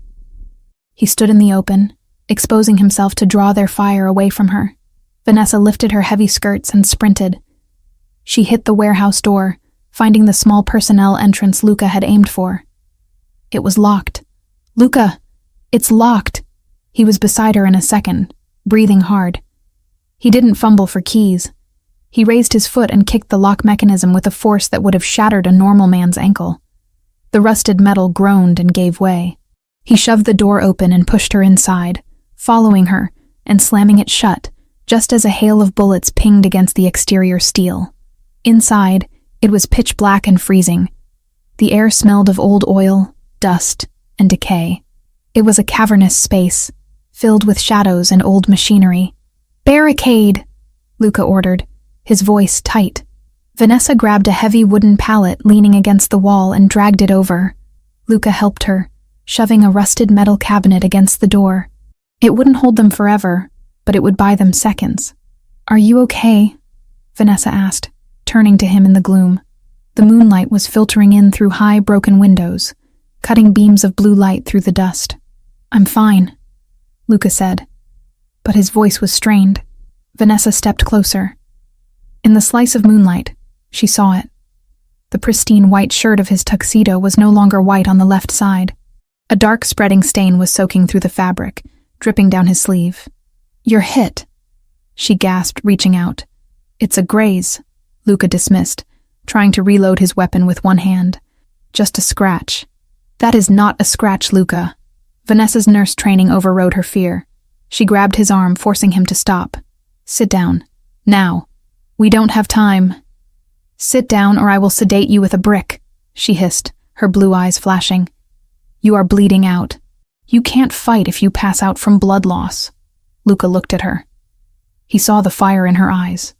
The same fire that had made her throw boiling coffee at a hitman.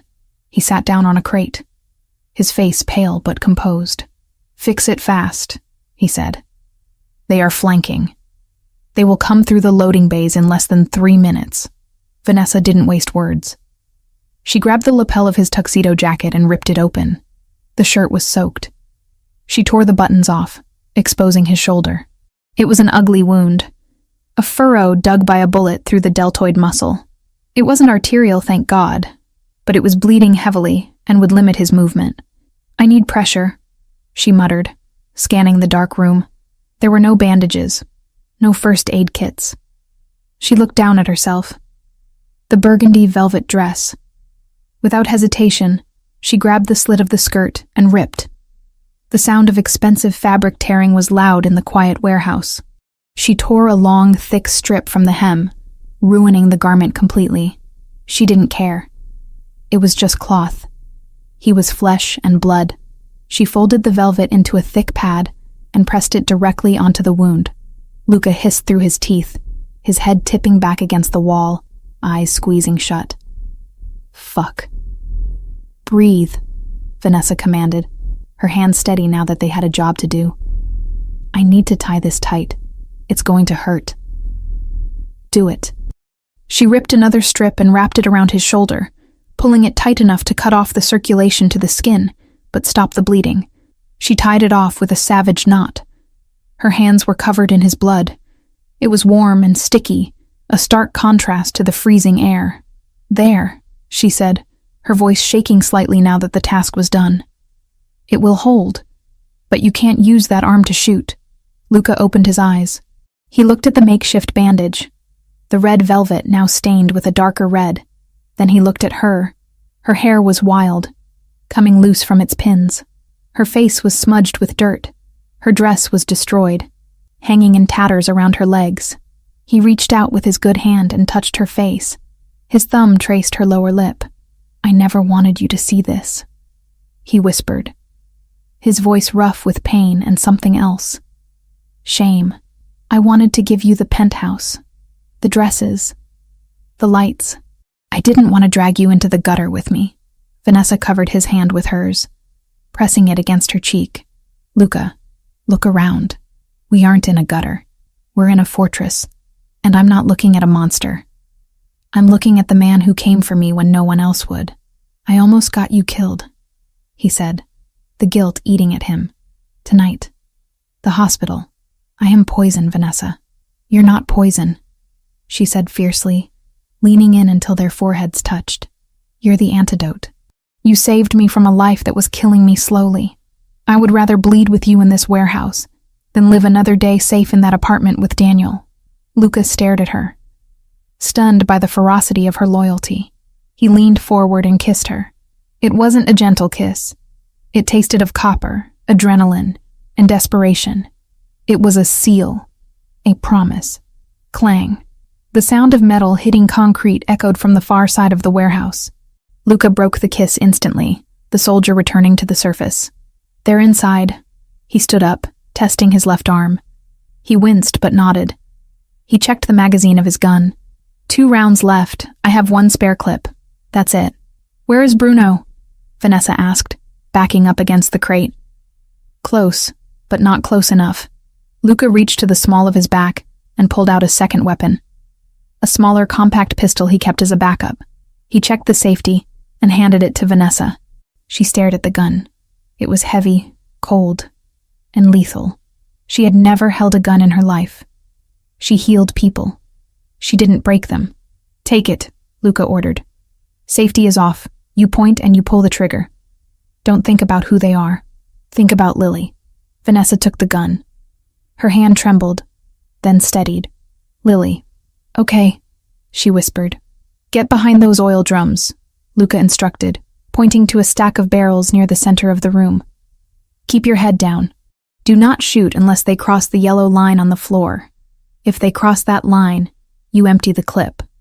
Understood? Understood. Luca moved away from her, heading toward the shadows on the right flank, drawing their attention. Vittorio sent boys to do a man's job, Luca shouted into the darkness, his voice echoing off the metal walls. Come out, let's finish this. A burst of automatic gunfire answered him, sparks flying from the pillar Luca had just passed. He returned fire. 2 controlled shots.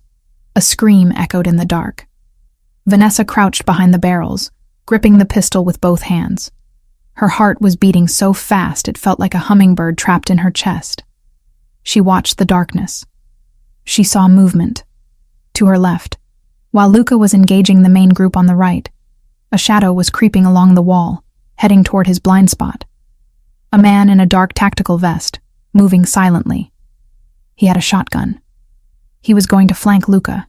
He was going to kill him. Vanessa didn't think. She didn't hesitate. The image of Lily opening her dollhouse flashed in her mind. The image of Luca bleeding on the crate. She stood up. Hey! She screamed. The shadow turned, surprised to see a woman in a tattered ball gown standing amidst the wreckage. Vanessa raised the gun. She didn't close her eyes. She aimed for the center of the mass, just like Luca had said. She pulled the trigger. The recoil jerked her arms up, shocking her. The gun barked loud and angry. The man grunted, spinning around as the bullet hit his shoulder. He dropped the shotgun, stumbling back. Vanessa, get down! Luca roared from across the room. The man scrambled for his weapon with his good hand. Vanessa fired again. The bullet hit the floor near his feet, but it was enough to make him scramble back into cover. I'm here, she shouted to Luca. I'm watching your back. Luca laughed, a short, dark, incredulous sound. That's my girl. But the situation was deteriorating. More shadows were pouring in. They were pinned down. Luca fired his last round from the main clip and slammed the spare in. We're out of time, Luca yelled. Vanessa, move back to the office, go. No! Go! Suddenly, the warehouse doors, the massive loading bay doors at the far end, exploded inward. It wasn't a kick. It was a truck. A reinforced black armored truck smashed through the corrugated metal like it was paper, headlights blinding everyone in the room. The 'Ndrangheta gunman froze, blinded. The rear doors of the truck flew open. Bruno stepped out, holding an assault rifle. Behind him were 6 men in full tactical gear with the Santoro crest on their vests. Clear the room, Bruno ordered. The warehouse erupted in noise. It was a symphony of violence. The Santoro team moved with military efficiency, sweeping through the shadows. The 'Ndrangheta mercenaries didn't stand a chance. Within 30 seconds, the shooting stopped. Silence returned, heavier than before. Vanessa lowered the gun, her ears ringing. She stood up slowly from behind the barrels. The air was thick with smoke and dust. Clear, Bruno shouted. Luca emerged from the shadows. He was limping slightly, holding his wounded shoulder, but he was alive. He walked toward Vanessa. He didn't run this time. He walked with the heavy, inevitable stride of a man who had survived the end of the world. He stopped in front of her. He looked at the gun in her hand. He looked at the man she had shot, who was now being zip-tied by Bruno's men. You shot him, Luca said, sounding awestruck. He was going to hurt you, Vanessa said, her voice sounding distant to her own ears. The adrenaline was crashing. Her knees felt weak. Luca took the gun from her hand gently, engaging the safety and tucking it into his belt. Then he pulled her into him with his good arm. He buried his face in her neck, inhaling the scent of gunpowder and perfume. "It's over," he whispered against her skin. "The 'Ndrangheta is broken. Vittorio is dead. His men are gone. It's over." Vanessa slumped against him, letting him take her weight. She wrapped her arms around his waist, careful of his wound.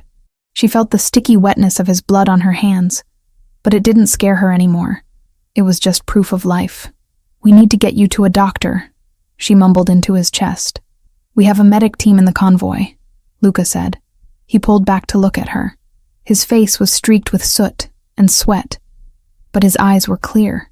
But first, he looked around the ruined warehouse, at the shattered glass, the bullet holes, the wreckage. Then he looked at her. Torn dress, messy hair, blood on her hands. "You are the most beautiful thing I have ever seen," he said. And he meant it. He didn't see a mess. He saw a survivor.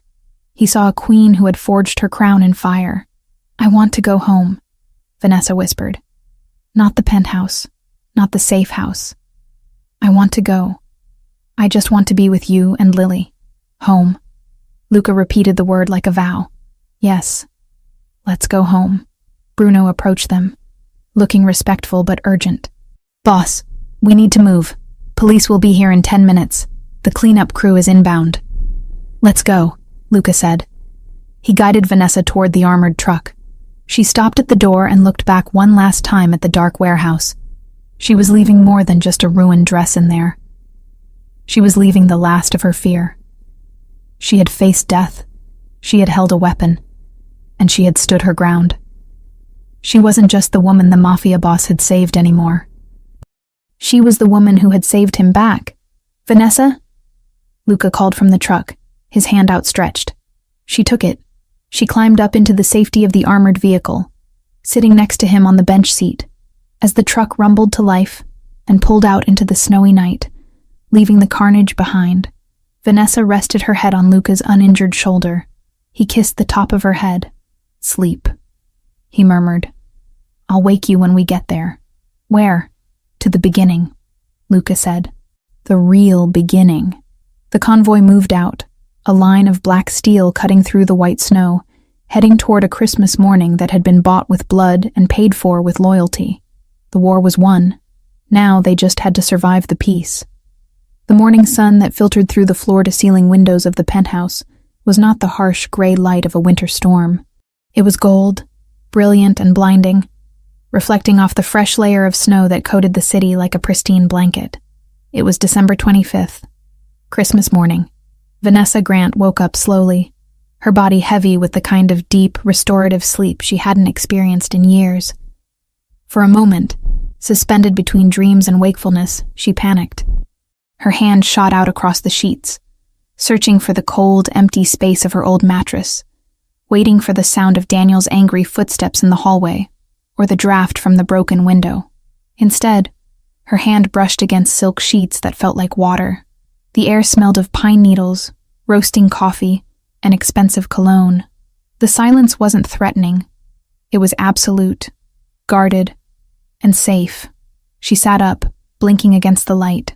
She was alone in the massive bed, but the indentation on the pillow beside her proved she hadn't started the night that way. She pulled the duvet up to her chin, a blush heating her cheeks as memories of the last 2 days washed over her. The warehouse, the blood, the drive back, and then the quiet aftermath where they had simply held each other, too exhausted for passion, but too desperate for separation. "Luca," she whispered, though she knew he wasn't in the room. She slid out of bed, her feet sinking into the plush carpet. She grabbed the first thing she found, a white dress shirt draped over the velvet armchair. It was his. She slipped it on, the fabric swallowing her frame, the cuffs hanging past her fingertips. It smelled of him. Sandalwood, gunpowder, and the faint metallic tang of the antiseptic she had used to clean his wound.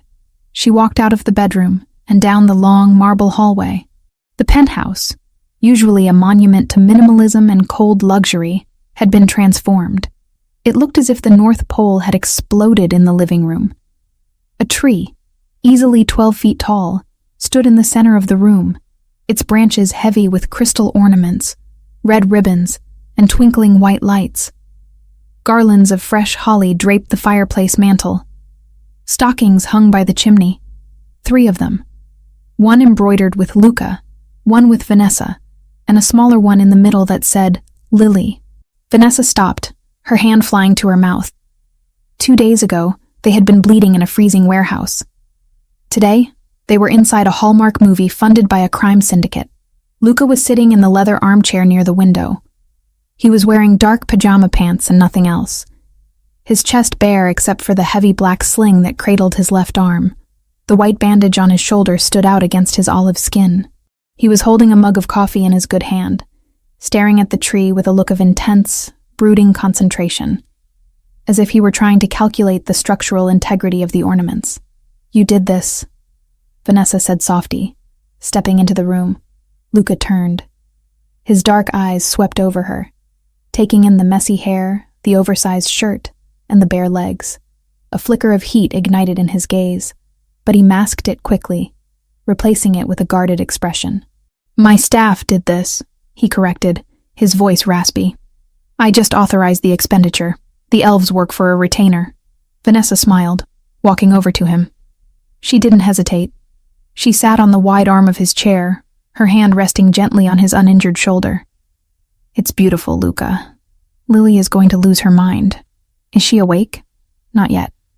She sleeps like the dead when she's safe. Good. Luca took a sip of his coffee, his jaw tightening. Let her sleep. We need to talk before she wakes up. The tone of his voice sent a chill through Vanessa that had nothing to do with the winter air. It was the business voice. The voice he used when he was ordering Bruno to clear a room or buying a debt. Talk about what? Vanessa asked, her stomach twisting. About Daniel?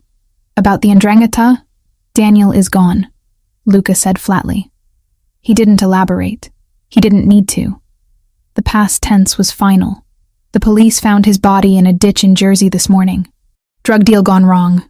A tragic overdose. Case closed.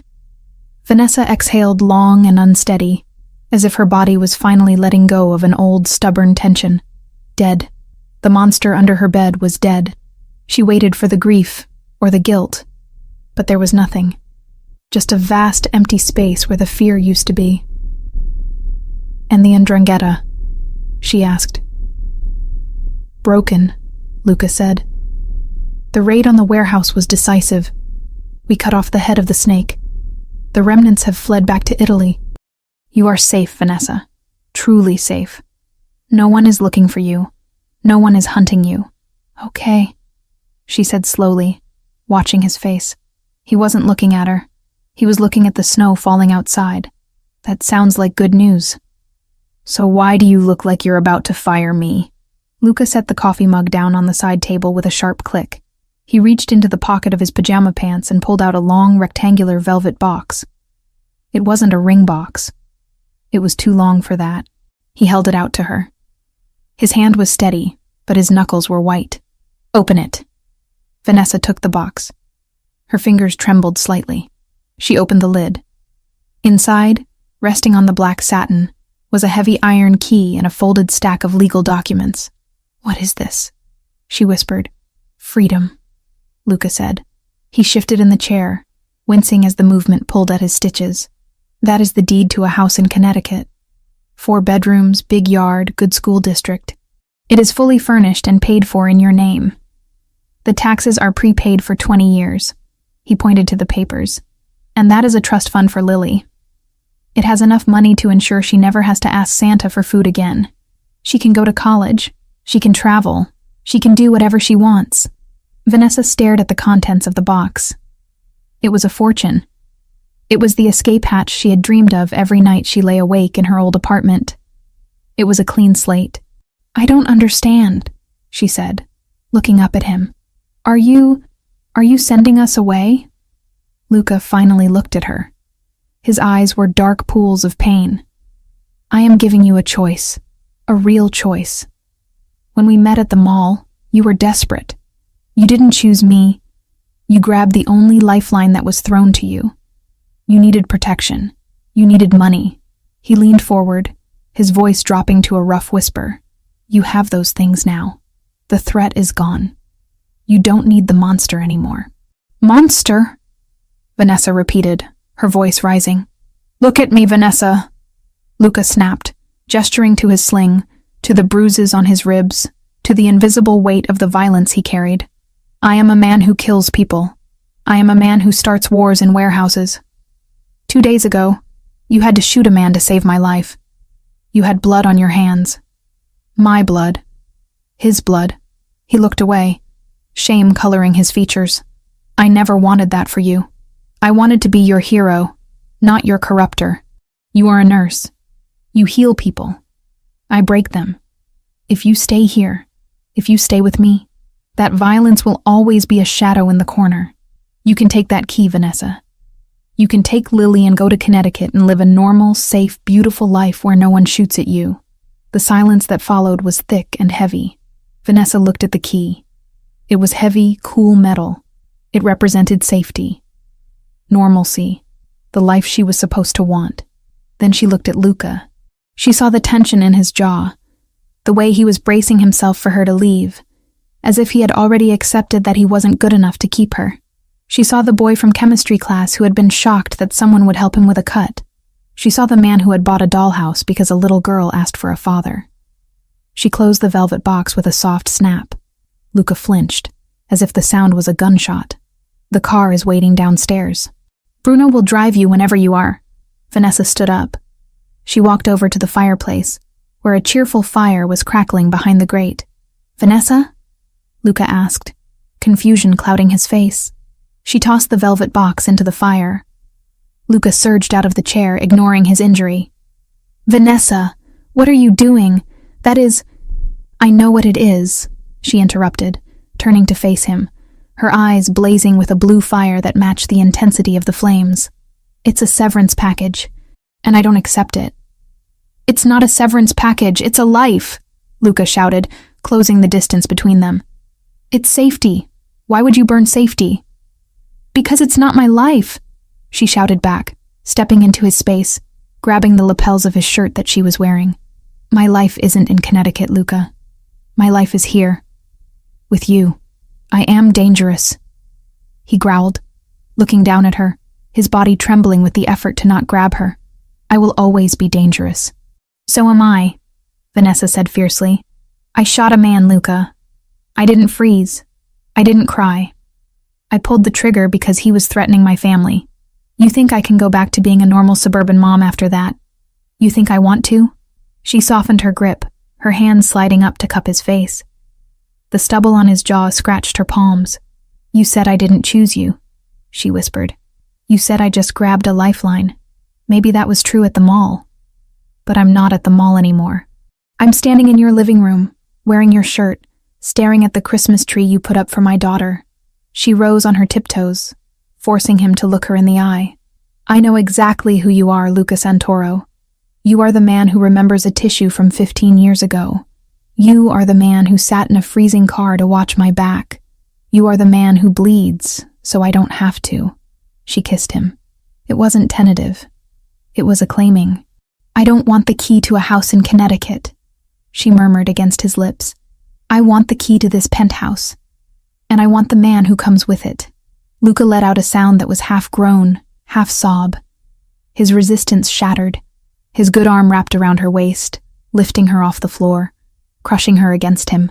He pressed his forehead to her shoulder, breathing her in like a prayer he didn't deserve. I love you, he choked out, the words torn from the deepest part of him. I have loved you since I was 16 years old. I tried to let you go. I tried to be noble. Don't ever try to be noble again, Vanessa said, tears pricking her eyes. Just be mine. I am, he vowed. Yours, forever. No matter what comes for us, we fight it together. Together, she agreed. Mommy? Luca? The small voice from the hallway made them freeze. Luca set Vanessa down gently, though he didn't let go of her waist. They turned toward the corridor. Lily was standing there, rubbing sleep from her eyes. She was wearing her cloud pajamas, her hair a messy halo around her head. She blinked, looking at the scene before her. The massive tree, the mountain of gifts, the fire crackling in the grate. Her eyes went wide, the size of saucers. Her mouth formed a perfect O. Santa came, she whispered. Awestruck, Luca smiled. A genuine, unguarded smile that lit up his entire face, erasing the shadows of the 'ndrangheta and the pain of his wound. He stepped away from Vanessa and knelt down on one knee, ignoring the strain it put on his body. He opened his good arm. "Come here, Piccolina," he called out softly. Lily didn't walk. She ran. She sprinted across the Persian rug and launched herself into Luca's arm. He caught her effortlessly, swinging her up against his chest, holding her tight. "Look," she squealed, pointing at the tree. "Look at the lights. It's magic." "It is magic," Luca agreed, looking not at the tree, but at Vanessa. "The best kind." Lily wiggled to get down, her eyes locking onto the pile of presents. She ran to the tree, vibrating with excitement. She picked up a box wrapped in gold paper that was bigger than her head. She looked back at them, hesitating. "Is it for me?" she asked. "Read the tag," Vanessa said, leaning against Luca's side, his arm immediately coming around to hold her. "Lily," the girl sounded out. "It's mine. Open it," Luca commanded, laughing. For the next hour, the penthouse was filled with the sounds of tearing paper, delighted squeals, and the crinkle of plastic packaging. Lily got the dollhouse accessories. She got the art set. She got the winter coat that looked like a princess robe. She got things Vanessa couldn't have afforded in 1,000 years. But amidst the chaos of consumerism, Vanessa noticed something. Every time Lily opened a gift, she didn't just look at the toy. She looked at Luca. She checked to see if he was watching, and every time, he was. He wasn't checking his phone. He wasn't brooding. He was present. Finally, the frenzy slowed. Lily was sitting amidst a sea of wrapping paper, holding a new stuffed polar bear. She looked tired but deliriously happy. She looked at Luca, who was sitting on the floor with his back against the sofa, his legs stretched out. She crawled over to him, navigating the debris of Christmas morning. She stood in front of him, looking very serious. "Thank you, Luca," she said politely. "You are welcome, Lily," he replied, dipping his head. She shifted her weight from one foot to the other. She looked at Vanessa, then back at Luca. "Santa listened," she said. "He did?" Luca asked. "Yes." She pointed to the toys. "He brought the toys." "He did. But I asked for the other thing too," she said, her voice dropping to a whisper. "Remember? At the mall?" Luca went very still. Vanessa felt her heart stop. "I remember," Luca said, his voice thick. "He said he couldn't do it." Lily continued, frowning slightly. "The Santa at the mall. He said he only had toys. But you said—" She trailed off, stepping closer until she was standing between Luca's knees. She reached out and touched the black sling holding his arm. "You got a boo-boo," she observed.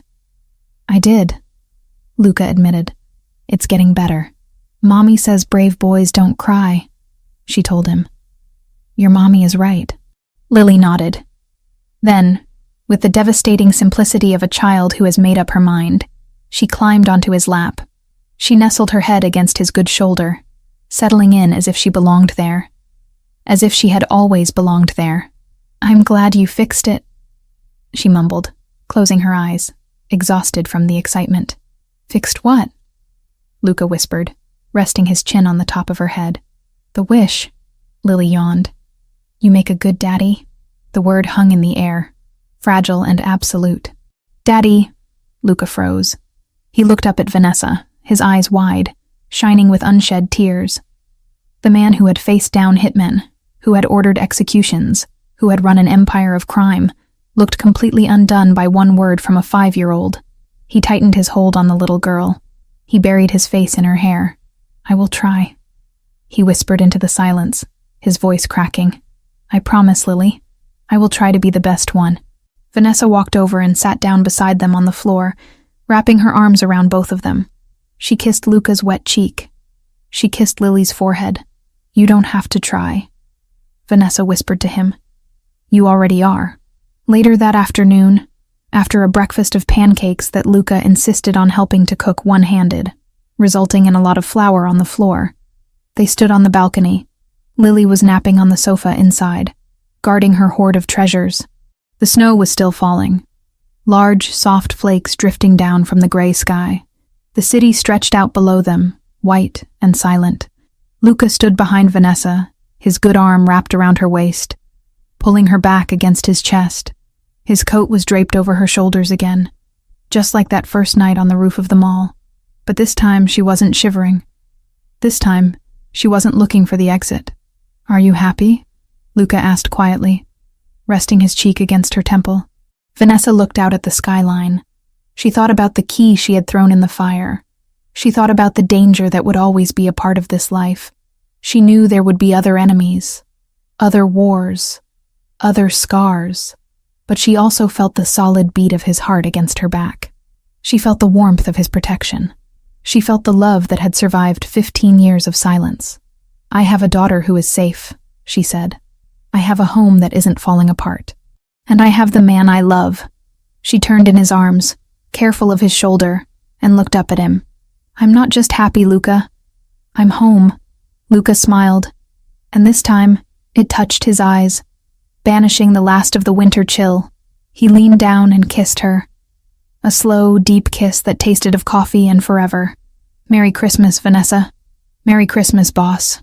Below them, the city lights began to flicker on, one by one, illuminating the snow. But up here, in the penthouse at the top of the world, the only light that mattered was the one they had kindled between them. A wish made in desperation, granted in violence, and sealed with love. The little girl had asked for a daddy. The woman had asked for safety. And the mafia boss, against all odds, had delivered both. Wish granted.